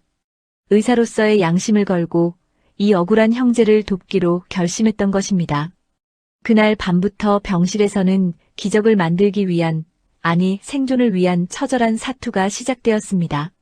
모두가 잠든 새벽 2시 병실에 불이 꺼지고 블라인드가 내려졌습니다.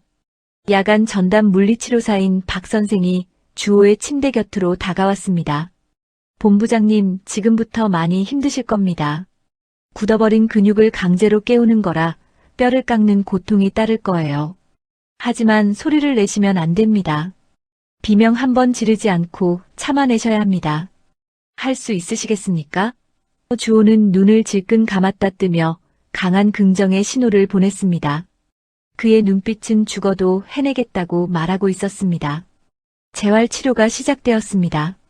박 선생은 주호의 굳어버린 손가락 마디마디를 꺾고 팔다리의 근육을 강하게 압박하며 마사지했습니다. 오랫동안 신경독에 마비되어 있던 근육들이 비명을 지르는 듯 했습니다. 주호의 얼굴이 순식간에 붉게 달아올랐습니다. 이마에는 굵은 땀방울이 비오듯 맺혔고 목에는 핏대가 섰습니다. 입에서는 하는 신음이 터져 나오려 했지만 주호는 입술을 피가 나도록 깨물며 참아냈습니다. 고통에 몸이 저절로 비틀렸지만 그는 포기하지 않았습니다. 지금 소리를 지르면 밖에서 감시하는 어머니의 끈앞풀들에게 들킬 것이고 그러면 아내와 아이를 지킬 기회는 영영 사라진다는 것을 알기 때문이었습니다. 주원은 형의 곁에서 땀을 닦아주며 손을 꼭 잡아주었습니다. 형의 고통이 자신의 손을 타고 전해져 오는 것만 같았습니다. 형, 조금만 더 힘내. 형수님이 기다리고 있어. 이제 다 왔어. 손가락 하나만, 아니 입만이라도 뗄 수 있으면 돼. 주원의 응원에 주호는 흐려지는 정신을 붙잡았습니다. 어머니가 주사기를 들고 다가오는 악몽, 아내가 독약을 마시는 환상이 눈앞에 아른거렸습니다. 그 공포를 이겨내기 위해 주호는 온몸의 신경을 손끝에 집중했습니다. 1시간, 2시간. 지옥 같은 시간이 흘렀습니다. 박 선생도 땀범벅이 되어 거친 숨을 몰아쉬었습니다. 본부장님, 한 번만 더 해봅시다. 제 손을 꽉 쥐어보세요. 있는 힘껏. 박 선생이 주호의 손바닥에 자신의 손가락을 넣었습니다. 주호는 눈을 부릅뜨고 온 힘을 다해 소나기에 힘을 주었습니다. 부들부들 떨리던 주호의 손가락이 천천히, 아주 천천히 구부러지기 시작했습니다. 그리고 마침내 박 선생의 손가락을 감싸 쥐었습니다. 아주 미약한 힘이었지만 분명한 의지가 담긴 악력이었습니다. 됐습니다. 근육이 반응하고 있어요. 박 선생이 작은 소리로 환호했습니다. 주원도 감격에 겨워 형을 끌어안았습니다. 형, 해냈어. 움직였어. 주호의 눈가에서도 뜨거운 눈물이 흘러내렸습니다. 그것은 고통의 눈물이 아니라 희망의 눈물이었습니다. 하지만 여기서 멈출 수 없었습니다. 결정적인 순간에 어머니를 제압하고 증언하려면 목소리가 나와야 했습니다. 박 선생은 곧바로 성대 근육 마사지를 시작했습니다. 목 주변의 굳은 근육을 풀어주고 혀를 움직이게 유도했습니다. 아, 해보세요. 아. 주호는 입을 벌리고 소리를 내보려 안간힘을 썼습니다. 처음에는 바람 빠지는 소리만 났지만 반복된 훈련 끝에 목구멍 깊은 곳에서 긁히는 듯한 소리가 새어나왔습니다. 흑, 비록 짐승의 울음소리 같았지만 그것은 분명 사람의 목소리였습니다. 창밖으로 푸르스름한 새벽빛이 밝아오고 있었습니다. 주원은 지쳐 쓰러진 형의 이불을 덮어주며 다짐했습니다. 모든 준비는 끝났습니다. 어머니의 범행을 입증할 장부와 녹음 파일, 그리고 기적처럼 돌아오고 있는 형의 의식까지. 이제 덫을 놓을 차례였습니다. 어머니가 제 발로 걸어들어와 스스로 가면을 벗게 만들 완벽한 함정을 파야 했습니다. 주원은 김 과장과 박 선생에게 깊이 고개를 숙여 감사 인사를 전했습니다. 그리고 병실 한 구석에 숨겨둔 카메라의 렌즈를 닦았습니다. 오늘 밤 이 병실은 심판의 무대가 될 것이었습니다. 주원의 눈빛이 매섭게 빛났습니다. 다음 날 아침 주원은 밤새 한숨도 자지 못한 채 강우그룹 본사로 향했습니다. 손에는 묵직한 서류 가방 하나가 들려 있었죠. 그 안에는 어머니 윤 여사의 끔찍한 범행을 입증할 모든 증거가 담겨 있었습니다. 한약방 노인과의 대화 녹음 파일, 형수 연수에게 먹이려 했던 독극물 성분 분석표, 그리고 한약방 금고에서 나온 비밀 장부까지. 주원은 이것들을 아버지 강 회장에게 보여주고 단판을 지을 작정이었습니다. 어머니를 말려달라고, 아니 멈추게 해달라고 호소하기 위해서였지요. 비서실의 만류에도 불구하고 주원은 회장실 문을 벌컥 열고 들어갔습니다. 강 회장은 넓은 회장실 한쪽 구석, 창가에 놓인 소파에 깊이 파묻혀 앉아 있었습니다. 평소라면 거대한 집무용 책상 앞에서 호랑이처럼 기세등등하게 전화기를 붙잡고 있을 시간이었습니다. 그런데 오늘따라 책상 위에는 서류 한 장 펼쳐져 있지 않았고 컴퓨터 모니터도 꺼져 있었습니다. 강 회장은 창밖을 멍하니 바라보고 있었습니다. 아들이 벌컥 문을 열고 들어와도 고개조차 돌리지 않았습니다. 그 뒷모습이 유난히 작아 보였습니다. 아버지, 드릴 말씀이 있습니다. 주원은 탁자 위에 서류들을 꺼내 놓았습니다. 한약방 비밀장부, 독극물 성분 분석표, 녹음 파일이 담긴 USB까지.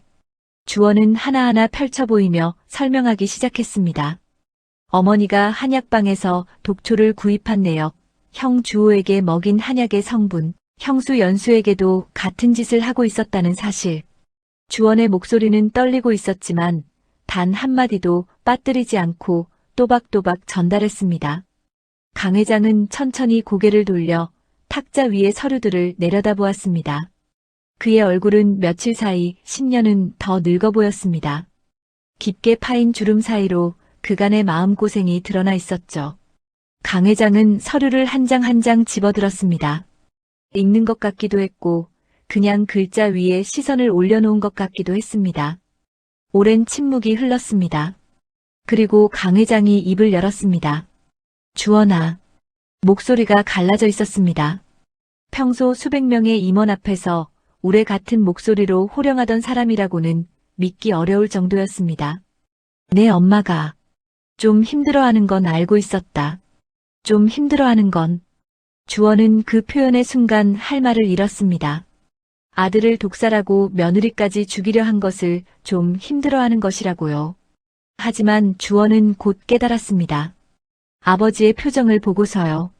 강 회장의 눈은 서류 위를 떠돌고 있었지만 실제로는 아무것도 보고 있지 않았습니다.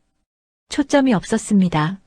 마치 눈앞의 현실을 받아들이지 않으려고 뇌가 거부하고 있는 것처럼 보였습니다. 예전부터 가끔 이상한 소리를 하긴 했어. 주호가 자기 자식이 아니라느니 산부인과에서 바뀌었다느니. 처음엔 나도 기가 막혔지. 말도 안 되는 소리를 하니까. 그래서 한 번은 정말 화가 나서 당장 병원 가자고 했더니 내 엄마가 칼을 들었어. 부엌칼을 들고 자기 손목에 갖다 대고는 나를 미친년 취급하면 죽어버리겠다고 했지. 그때 네가 12살이었나? 네가 방에서 뛰어나와서 울면서 매달리는 거야. 엄마 죽지 마 하면서. 주원은 기억이 났습니다.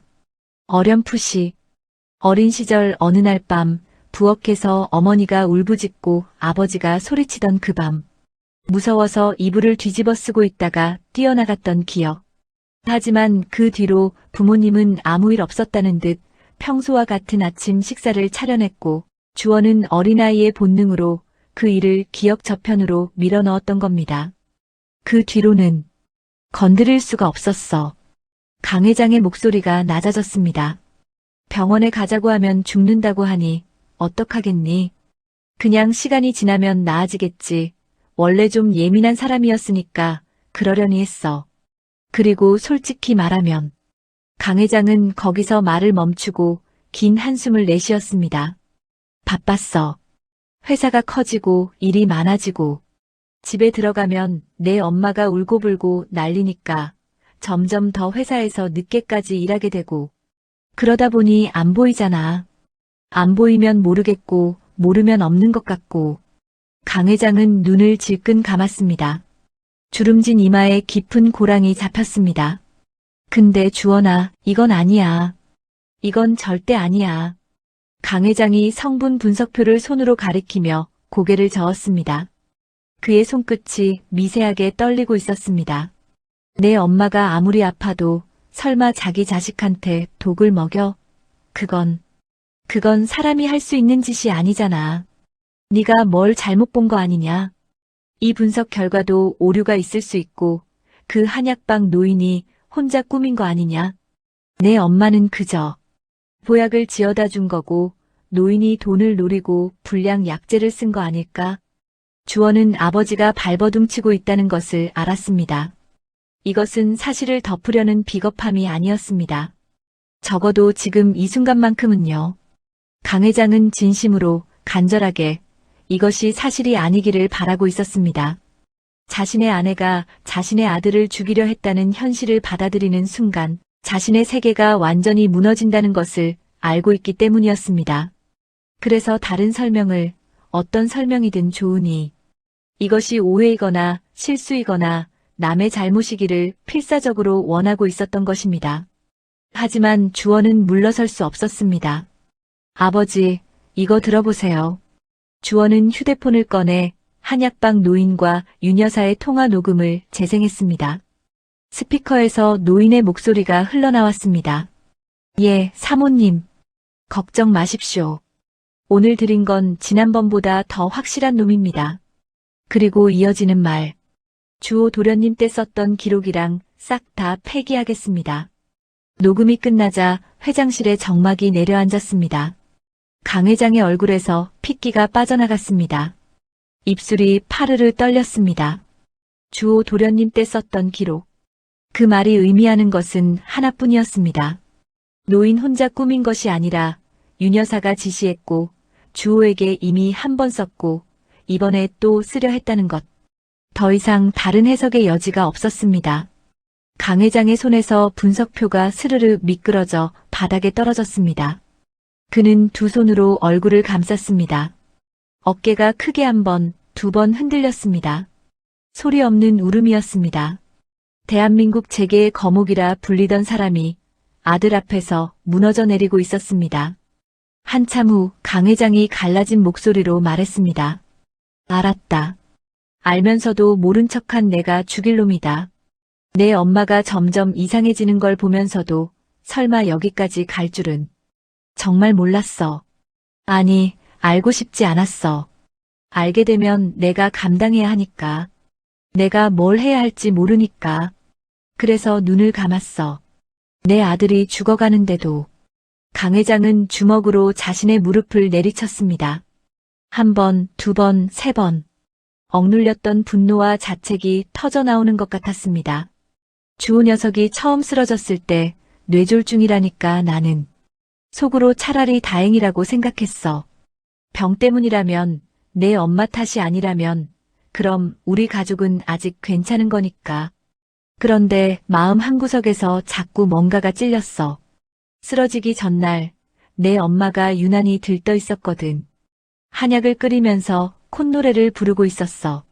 아들 건강 챙겨주는 게 그렇게 기분이 좋나 싶었는데 지금 생각하면 그게. 강 회장은 말을 잇지 못했습니다. 고개를 떨궜습니다. 아내가 콧노래를 부르며 아들의 사약을 다리고 있었다는 끔찍한 장면이 뒤늦게 눈앞에 그려진 것입니다. 주원은 무너져 내리는 아버지를 보며 복잡한 감정이 밀려왔습니다. 분노는 여전했지만 그 밑바닥에 연민이 고여 있었습니다. 아버지는 나쁜 사람이라기보다 겁쟁이였습니다. 아내의 병을 마주할 용기가 없어서 도망친 사람. 그 도망이 결국 아들의 목숨을 앗아갈 뻔한 것이고 그 대가를 이제야 치르고 있는 것이었습니다. 아버지. 주원은 아버지 앞에 무릎을 꿇고 앉았습니다. 눈높이를 맞추자 강 회장의 붉어진 눈이 보였습니다. 호랑이의 눈이 아니라 길 잃은 노인의 눈이었습니다. 아버지, 저도 압니다. 아버지가 일부러 방관한 게 아니라는 거. 믿고 싶지 않았다는 거. 하지만 이제는 눈을 감으시면 안 돼요. 형이 살아있어요. 형수님도 조카도 살아있어요. 아직 늦지 않았단 말이에요. 강 회장은 아들의 얼굴을 한참 동안 들여다보았습니다. 그리고 떨리는 목소리로 물었습니다. 그래서 내가 뭘 하면 되겠니? 그 한마디에 주원은 코끝이 시큰해졌습니다. 평생 내가 결정한다만 외치던 아버지가 아들에게 내가 뭘 하면 되겠니라고 묻고 있었습니다. 부서진 가장의 첫 번째 항복이었습니다. 경찰에 신고해야 합니다. 어머니를 법적으로 멈추게 해야 해요. 이건 아버지 혼자 감당하실 수 있는 문제가 아니에요. 아버지가 아무리 막으려 해도 어머니 병이 나을 때까지는 형이랑 형수님이 계속 위험해요. 경찰이라는 단어에 강 회장의 몸이 굳었습니다. 재벌가의 본능이 고개를 들었기 때문입니다. 경찰이 개입하면 언론에 터지고 주가는 폭락하고 평생 쌓아온 모든 것이 무너집니다. 강 회장의 눈동자가 흔들렸습니다.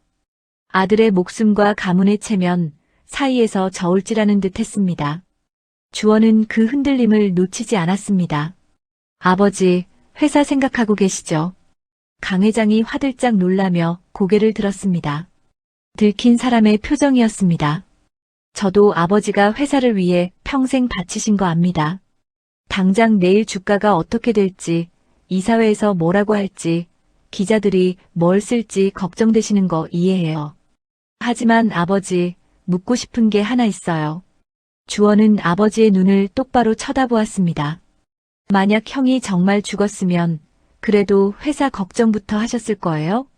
그 한마디가 강 회장의 가슴에 비수처럼 꽂혔습니다. 강 회장은 입을 벌렸다 다물었습니다. 말이 나오지 않았습니다. 아니, 할 수 있는 말이 없었습니다. 만약 주호가 정말 죽었다면 그 차가운 시신 앞에서도 자신은 주가부터 걱정했을 것인가. 강 회장은 스스로에게 물어보고 그 답을 알고 있기에 더욱 비참했습니다. 강 회장이 천천히 자리에서 일어났습니다. 구부정했던 등이 펴졌습니다. 완전히 회복된 것은 아니었지만 결심한 사람의 자세였습니다. 신고해라. 단 4글자였지만 그 안에는 평생을 지켜온 체면과 자존심을 내려놓겠다는 각오가 담겨 있었습니다.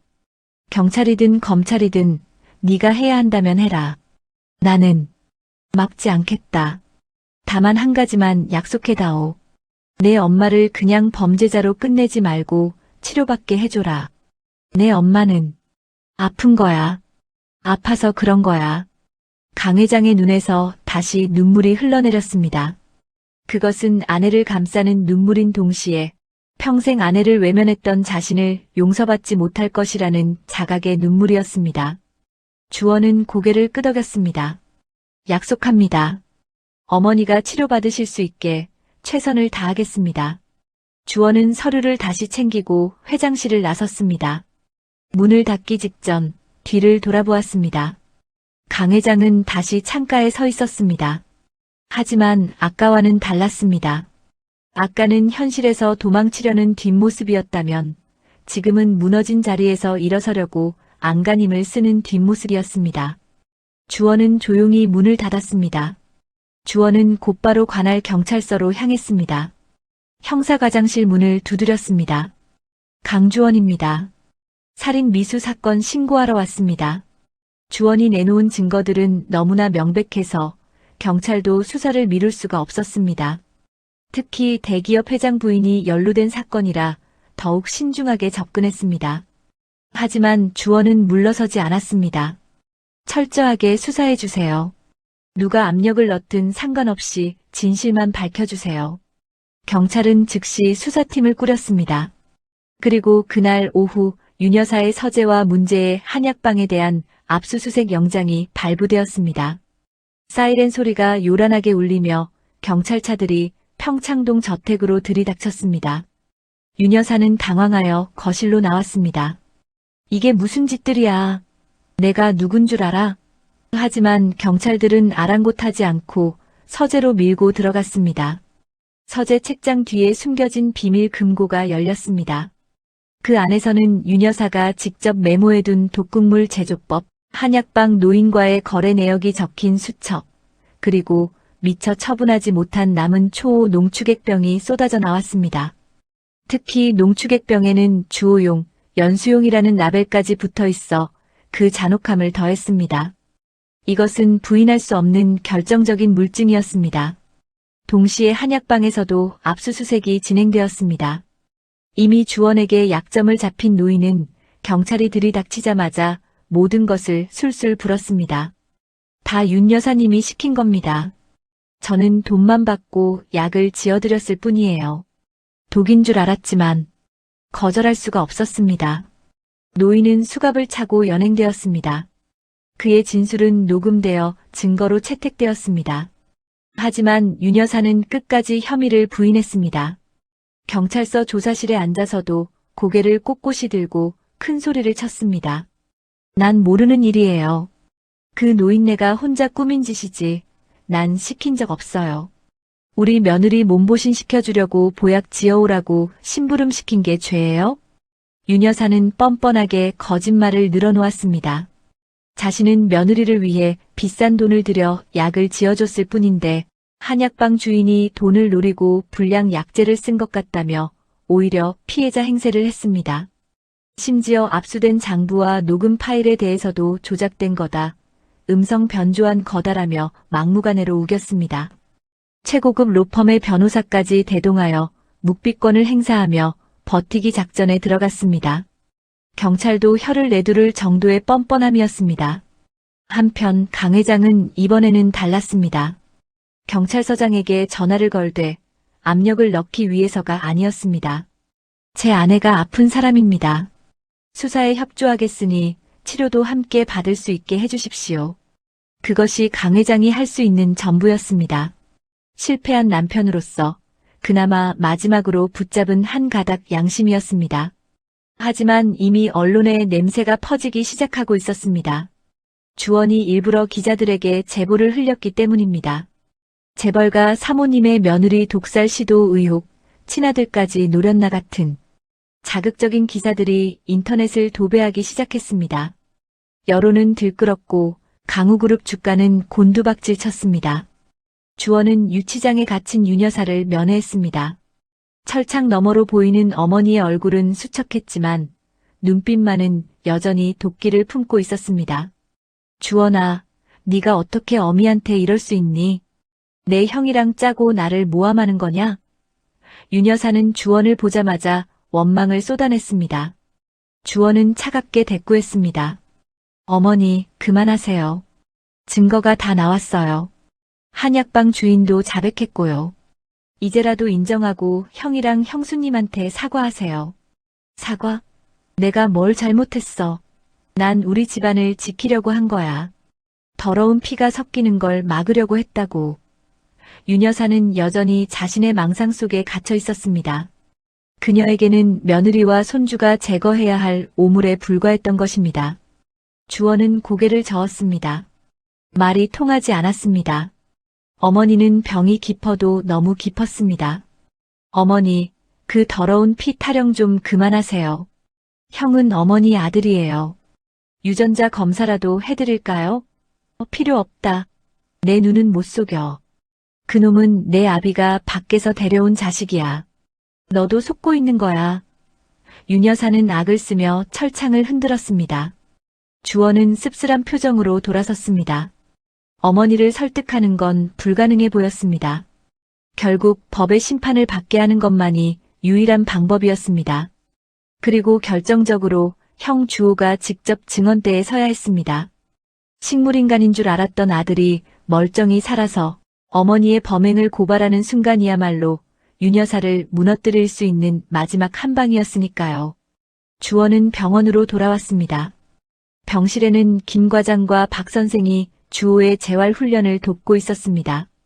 주호는 이제 숟가락을 쥘 수 있을 정도로 손가락 힘이 돌아와 있었습니다. 목소리도 조금씩 트이기 시작해서 쉰 목소리지만 짧은 단어 정도는 말할 수 있게 되었습니다. 니. 주호가 힘겹게 입을 떼었습니다. 주원은 형의 손을 잡았습니다. 형, 준비됐어? 내일이야. 어머니가 풀려나지 못하게 하려면 형이 직접 나서야 해. 주호는 고개를 끄덕였습니다. 그의 눈빛은 그 어느 때보다 강렬하게 빛나고 있었습니다. 자신을 죽이려 했던 어머니, 하지만 한때는 자신을 낳아준 어머니.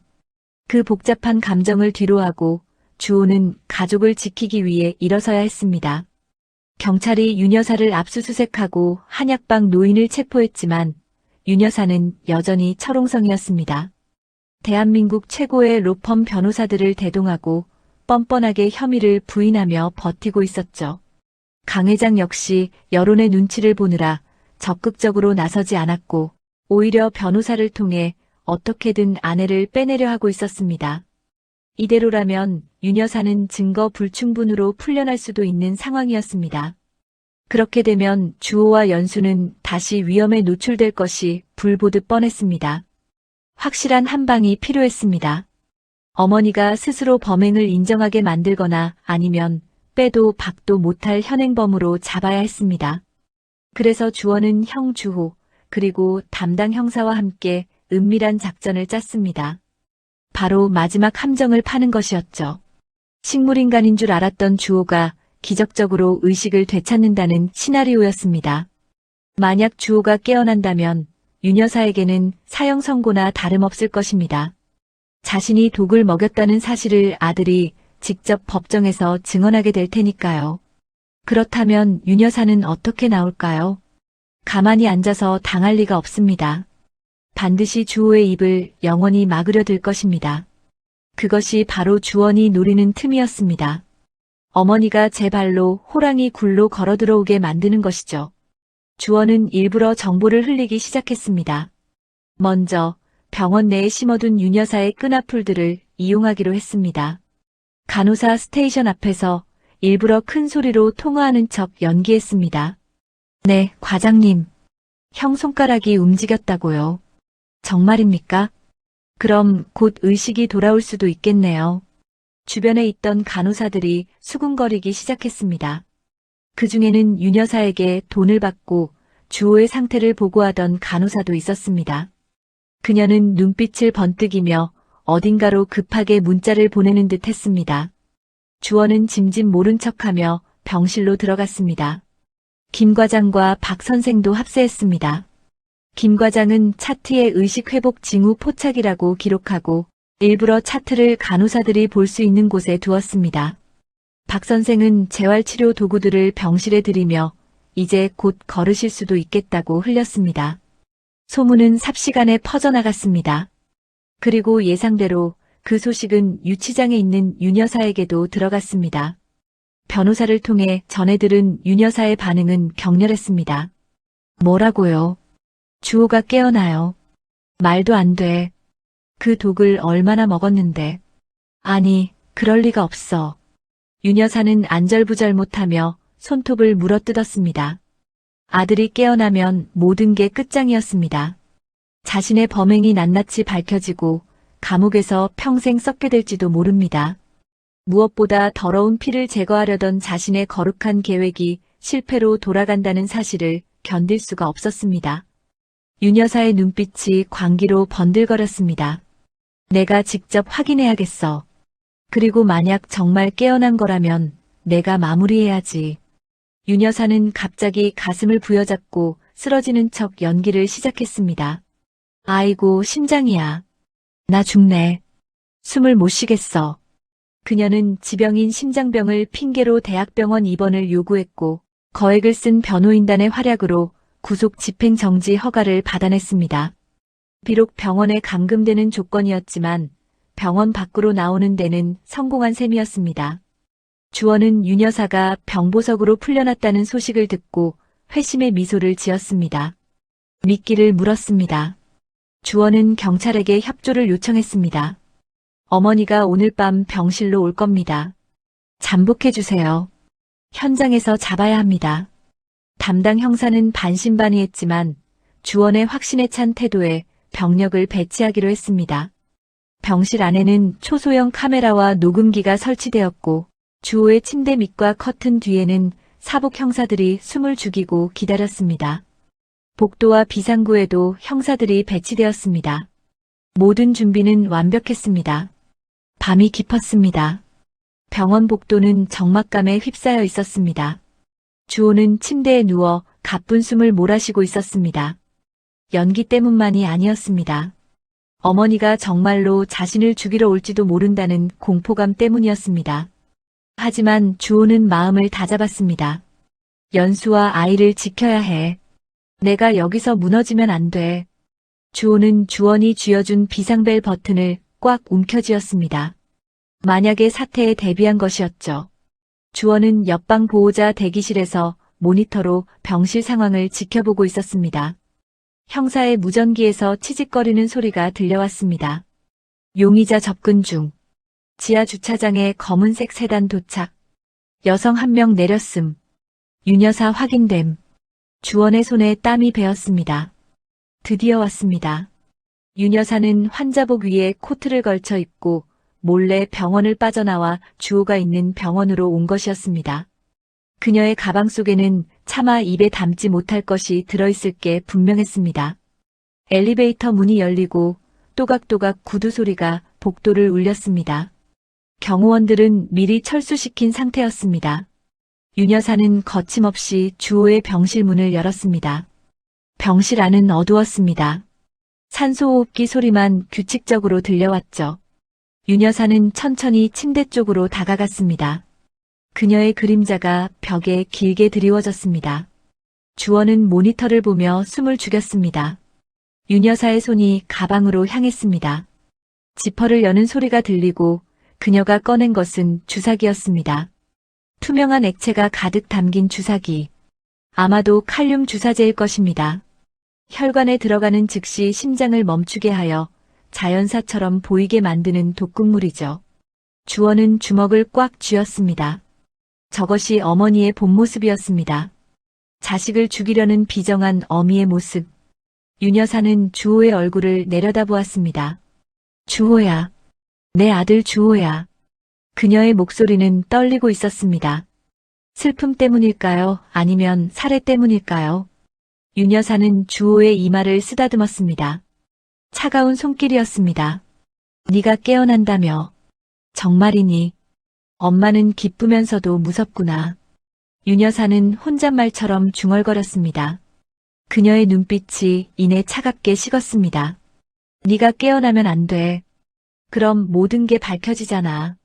내 아비가 저지른 죄, 그리고 내가 널 지우려 했던 것까지.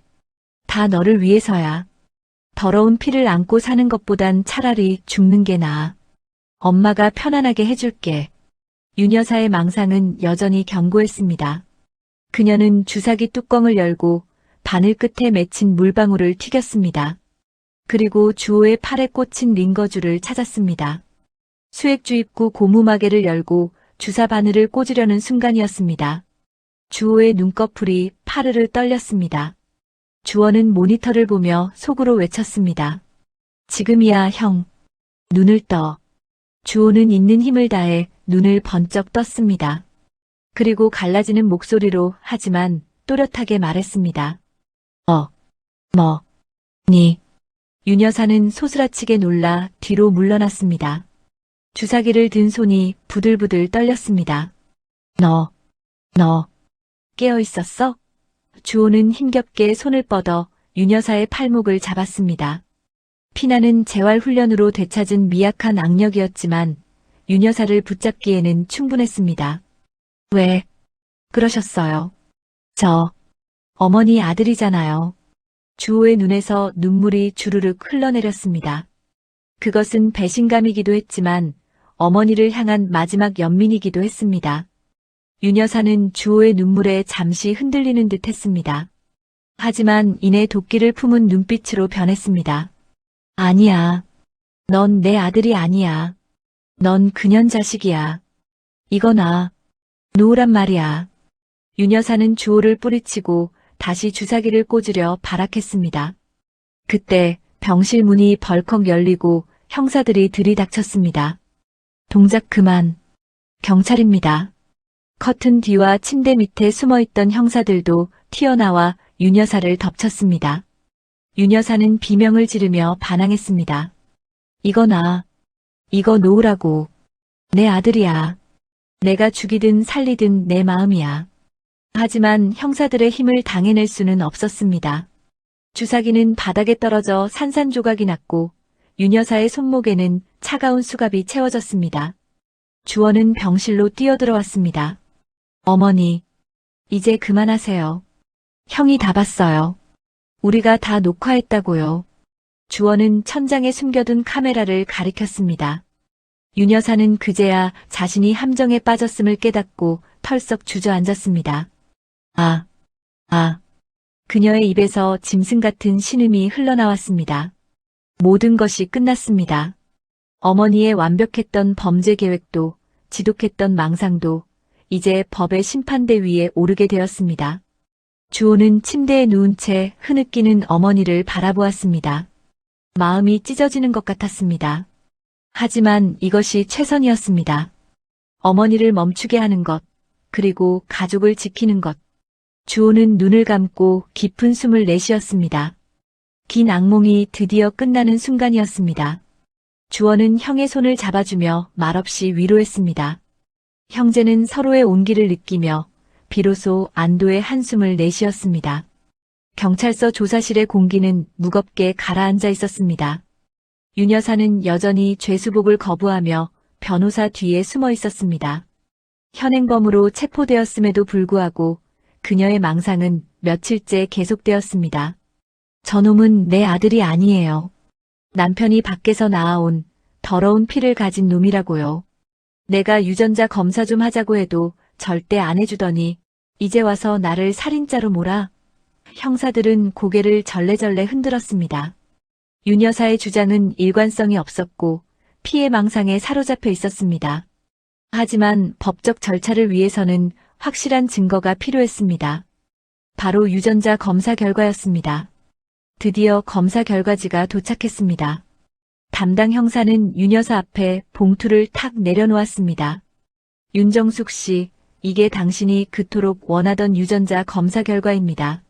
강주호 씨와 당신의 친자 관계가 99.9% 일치한다고 나왔습니다.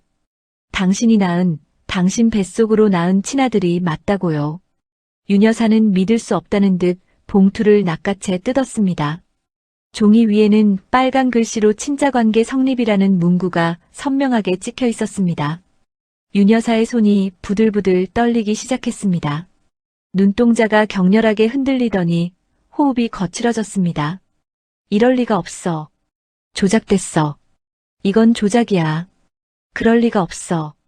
그녀는 종이를 찢어발기려 했지만 손에 힘이 들어가지 않았습니다. 눈앞이 캄캄해졌습니다. 평생을 괴롭혀온 망상이, 그토록 확신했던 진실이 종이 한 장에 의해 산산조각이 나버린 것입니다. 자신이 그토록 미워하고 죽이려 했던 가짜 아들이 사실은 자신의 뱃속으로 낳은 진짜 아들이었다는 사실. 그 충격은 그녀의 정신을 완전히 붕괴시켰습니다. 으악! 윤 여사는 짐승 같은 비명을 지르며 바닥에 쓰러졌습니다. 입에 거품을 물고 발작을 일으키는 그녀를 보며 형사들도 서둘러 구급대원을 불러야 했습니다. 윤 여사는 정신병원 폐쇄병동으로 이송되었습니다. 그곳에서도 그녀는 하루 종일 벽을 보고 중얼거리거나 허공을 향해 손을 뻗으며 내 아들 내놔, 내 아들 어디 갔어라고 울부짖었습니다. 스스로 만든 지옥에 갇혀버린 것입니다. 그토록 지키고 싶어 했던 순수한 혈통이라는 망상이 결국 그녀 자신을 파멸로 이끌고 말았습니다. 한편 강 회장은 아내의 체포 소식을 듣고도 회사에 나오지 않았습니다. 며칠째 집무실에 틀어박혀 술만 마시고 있었습니다. 주원이 찾아갔을 때 강 회장은 바닥에 앉아 낡은 앨범을 보고 있었습니다. 젊은 시절 윤 여사와 주호를 안고 행복하게 웃고 있는 사진이었습니다. 사진 속 윤 여사는 너무나 아름답고 자애로운 어머니의 모습이었습니다. 아버지, 주원이 불렀지만 강 회장은 고개를 들지 않았습니다. 그의 어깨가 작게 떨리고 있었습니다. 내가 다 망쳤다.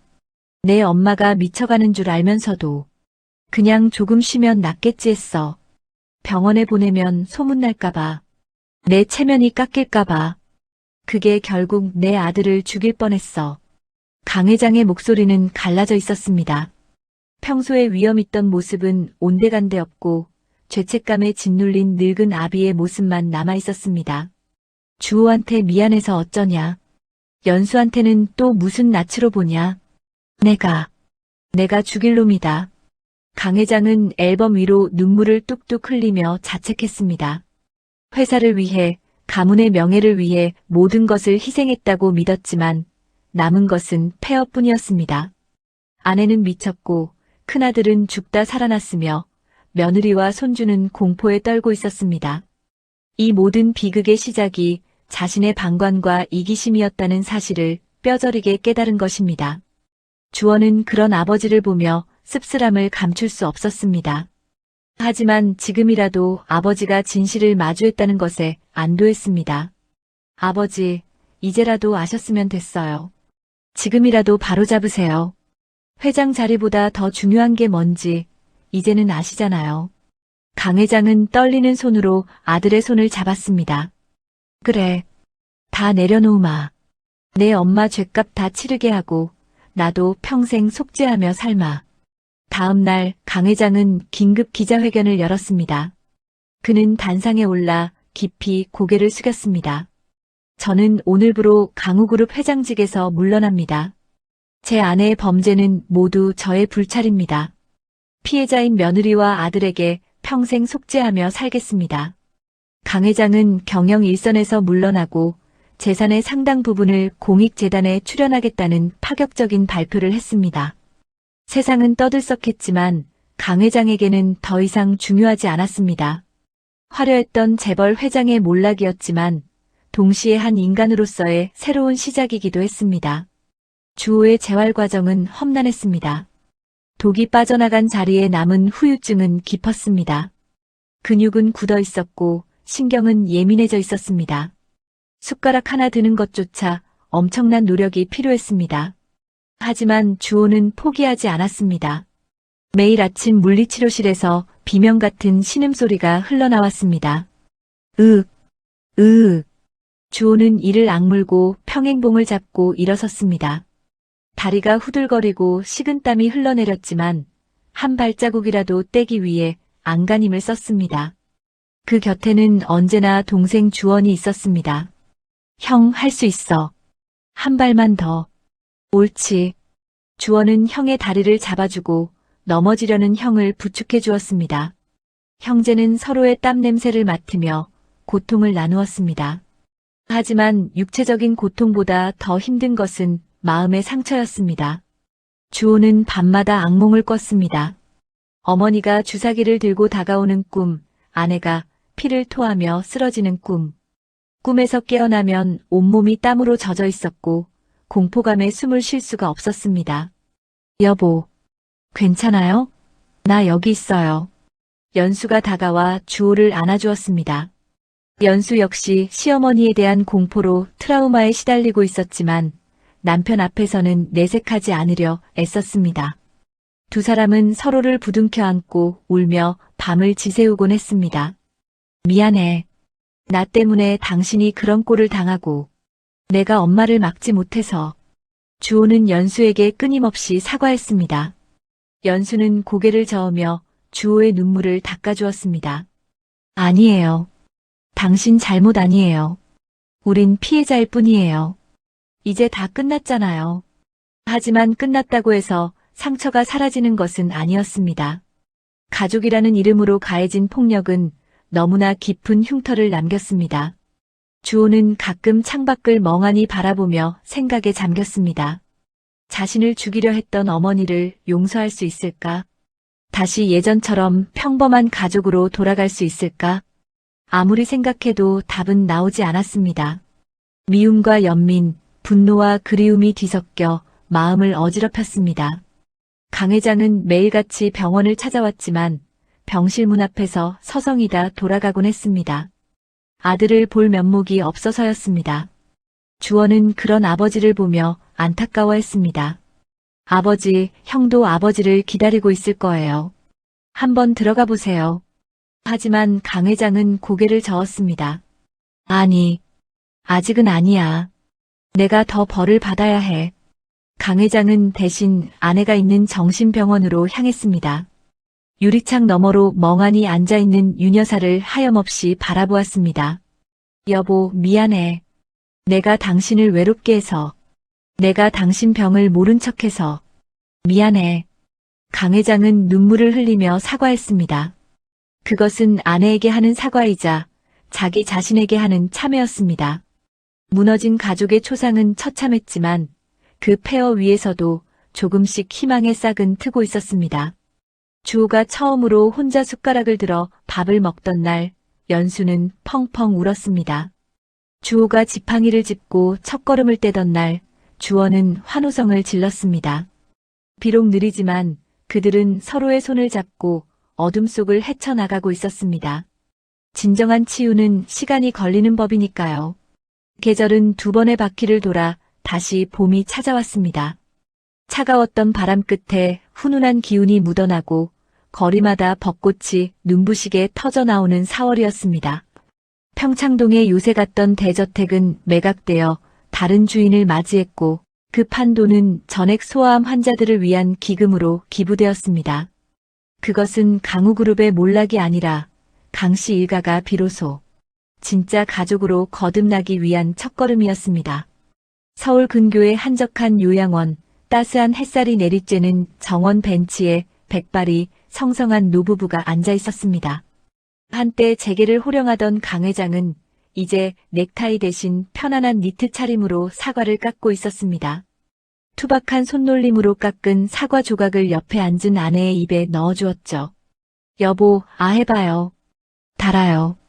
아내는 멍하니 허공을 응시하다가 남편의 목소리에 천천히 입을 벌렸습니다. 윤 여사였습니다. 그녀의 눈빛에서는 예전의 도끼나 광기를 찾아볼 수 없었습니다. 대신 깊은 슬픔과 회한, 그리고 세월의 무게만이 내려앉아 있었지요. 법원의 치료감호 처분 이후 평생 약을 복용해야 하는 수준이었지만 꾸준한 약물 치료와 상담 덕분에 망상 증상이 억제되었습니다. 하지만 망상이 거친 자리에 밀려온 것은 감당하기 힘든 죄책감이었습니다. 자신의 친아들을 죽이려 했다는 사실, 며느리와 손주를 해치려 했다는 기억이 돌아올 때마다 그녀는 제 가슴을 쥐어뜯으며 통곡했습니다. 그런 그녀를 묵묵히 받아주고 곁을 지킨 것은 남편 강 회장이었습니다. 당신 탓만은 아니야. 내가 당신을 외롭게 뒀어. 내 죄가 더 커. 강 회장은 그렇게 말하며 매일 아내의 손을 잡고 잤습니다. 그때 요양원 입구로 검은색 카니발 한 대가 들어왔습니다. 차 문이 열리고 지팡이를 짚은 남자가 내렸습니다. 주호였습니다. 비록 다리를 조금 절룩거렸지만 2년 전 침대에 누워 손가락 하나 까딱하지 못하던 모습과는 비교할 수 없을 정도로 건강해 보였습니다. 그 뒤를 이어 연수가 아이를 안고 내렸습니다. 품에 안긴 아이는 방실방실 웃으며 세상을 궁금해하는 2살배기 우주였습니다. 주호와 연수는 잠시 서로의 눈을 마주보며 심호흡을 했습니다. 이곳에 오기까지 참 많은 용기가 필요했었죠. 미움이 완전히 사라진 것은 아니었습니다. 하지만 미워하는 마음을 안고 사는 것이 더 괴롭다는 것을 알기에 그들은 용기를 내어 발걸음을 옮겼습니다. 2사람이 다가오는 인기척을 느꼈는지 윤 여사가 고개를 돌렸습니다. 아들과 며느리 그리고 손주를 본 순간 윤 여사의 눈이 커졌습니다. 그녀는 벌떡 일어나려다 다리에 힘이 풀려 주저앉고 말았습니다. 주호야. 목소리가 파르르 떨렸습니다. 강 회장도 먹먹한 표정으로 아들을 바라보았습니다. 주호는 지팡이를 옆에 기대놓고 힘겹게 무릎을 굽혀 어머니와 눈높이를 맞췄습니다. 어머니, 잘 지내셨어요? 담담한 안부 인사였지만 그 한마디에 윤 여사는 무너져 내렸습니다. 내가 무슨 낯으로 너희를 보겠니? 오지 말지. 그냥 죽은 셈 치지. 윤 여사는 고개를 들지 못하고 하염없이 눈물을 흘렸습니다. 자신의 손으로 죽이려 했던 아들이 이렇게 살아서 눈앞에 있다는 사실이 기적 같으면서도 너무나 미안해서 견딜 수가 없었던 겁니다. 주호는 어머니의 거친 손을 조심스럽게 잡았습니다. 따뜻했습니다. 어린 시절 열이 나면 밤새 이마를 짚어주던 그 손의 온기가 어렴풋이 기억났습니다. 어머니, 솔직히 말씀드릴게요. 저 아직 어머니가 무서워요. 가끔은 밉기도 하고요. 아직도 꿈에서 주사기를 든 어머니를 보면 식은땀을 흘리며 깨요. 주호의 솔직한 고백에 윤 여사의 어깨가 더욱 움츠러들었습니다. 주호는 잠시 말을 멈췄다가 다시 입을 열었습니다. 하지만 노력해보려고요. 어머니는 저를 낳아주신 분이고 제 아들의 할머니시니까요. 우주가 할머니 얼굴도 모르게 하고 싶지는 않았어요. 단번에 용서해드린다는 거짓말은 못하겠지만 자주 올게요. 그러니까 어머니도 건강 챙기세요. 죄책감에만 빠져 계시지 말고요. 그것은 주호가 할 수 있는 최선의 용서이자 가장 현실적인 화해의 손길이었습니다. 완벽하지 않아서 더 진심으로 다가왔습니다. 연수가 조용히 다가와 품에 있던 우주를 윤 여사 쪽으로 내밀었습니다. 어머님, 우주예요. 인사하세요. 아이고, 우리 아기. 윤 여사는 떨리는 손을 뻗어 아이의 볼을 조심스럽게 만져보았습니다. 아이는 낯도 가리지 않고 할머니의 손가락을 꽉 쥐며 까르르 웃었습니다. 그 맑은 웃음소리가 요양원 정원에 울려 퍼지자 무겁게 가라앉아 있던 공기가 한순간에 부드럽게 풀렸습니다. 윤 여사는 아이의 작은 손에 얼굴을 묻고 오열했습니다. 미안하다. 할미가 미안해. 고맙다. 이렇게 건강하게 와줘서. 그 눈물은 지난날의 과오를 씻어내고 남은 생을 속죄하며 살겠다는 다짐이었습니다. 강 회장은 아내의 어깨를 감싸 안으며 아들에게 고맙다는 눈짓을 보냈습니다. 비록 상처 자국은 남았지만 그 틈새로 새살이 돋아나고 있었습니다. 며칠 뒤 인천국제공항 출국장은 떠나는 사람들과 배웅하는 사람들로 북적였습니다. 주원은 다시 낡은 카메라 가방을 메고 서 있었습니다. 그의 표정은 2년 전 급하게 귀국할 때와는 달리 한결 편안하고 밝아 보였습니다. 가족을 지키겠다는 무거운 사명감을 내려놓고 다시 자신의 꿈을 찾아 떠나는 길이었으니까요. 그의 곁에는 건강해진 주호가 서 있었습니다. 형, 나 진짜 간다. 이번에 가면 한동안 연락 안 될 수도 있어. 오지라서. 주원이 장난스럽게 말하자 주호가 피식 웃으며 동생의 옷매무새를 다듬어 주었습니다. 그래, 가서 밥 잘 챙겨 먹고. 위험한데 너무 깊이 들어가지 말고. 너 없으면 우리 집안 또 비상 걸린다. 걱정 마. 내가 누구야? 불사조 강주원이잖아. 두 형제는 잠시 서로를 말없이 바라보았습니다. 말하지 않아도 알 수 있었습니다. 서로가 서로에게 어떤 의미인지 말이죠. 주호에게 주원은 생명의 은인이자 어둠 속에서 유일하게 믿을 수 있었던 빛이었습니다. 주원에게 주호는 지켜야 할 가족이자 돌아올 수 있는 뿌리였습니다. 주원아, 고맙다. 네가 아니었으면 난 아직도 그 차가운 병실에 누워 있었을 거야. 아니, 이미 이 세상 사람이 아니었겠지. 네가 우리 가족을 살렸어. 주호가 진심을 담아 말했습니다.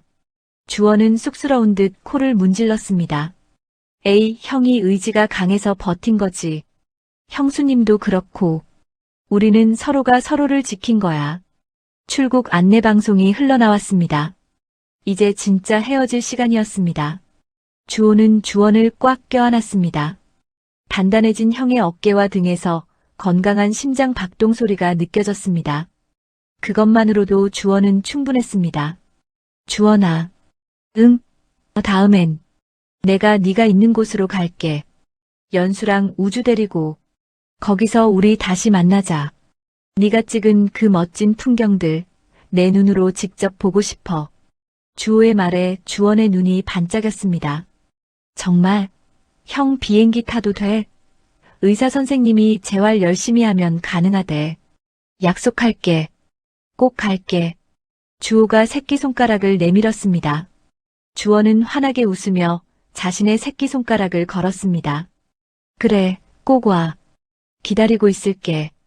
형수님이랑 우주한테 세상에서 제일 멋진 거 보여줄게. 주원은 뒤도 돌아보지 않고 출국 게이트로 들어갔습니다. 발걸음이 깃털처럼 가벼웠습니다. 뒤에서 형이 손을 흔들고 있을 모습이 눈에 선했습니다. 비행기가 활주로를 박차고 힘차게 날아올랐습니다. 창밖으로 보이는 서울의 풍경이 점점 작아져 장난감처럼 보였습니다. 저 아래 어딘가에 형과 형수, 그리고 조카가 살아가고 있겠지요. 비록 완벽하지는 않지만 서로의 상처를 보듬으며 다시 써내려갈 그들의 이야기가 기대되었습니다. 주원은 카메라를 꺼내 창밖의 구름을 찍었습니다. 렌즈 속에 담긴 하늘은 눈부시게 파랬습니다. 마치 그들의 앞날을 축복해주는 것처럼 말이죠. 주원은 가슴속으로 형에게 마지막 인사를 건넸습니다. 형, 잘 있어. 우리 꼭 다시 만나자. 그때까지 모두 행복해야 해. 긴 여정이 끝나고 또 다른 여정이 시작되고 있었습니다. 하지만 이번에는 혼자가 아니었습니다. 언제나 그를 응원해주는 가족이, 그리고 다시 만날 따뜻한 약속이 그와 함께하고 있었으니까요. 주원의 입가에 편안한 미소가 번졌습니다.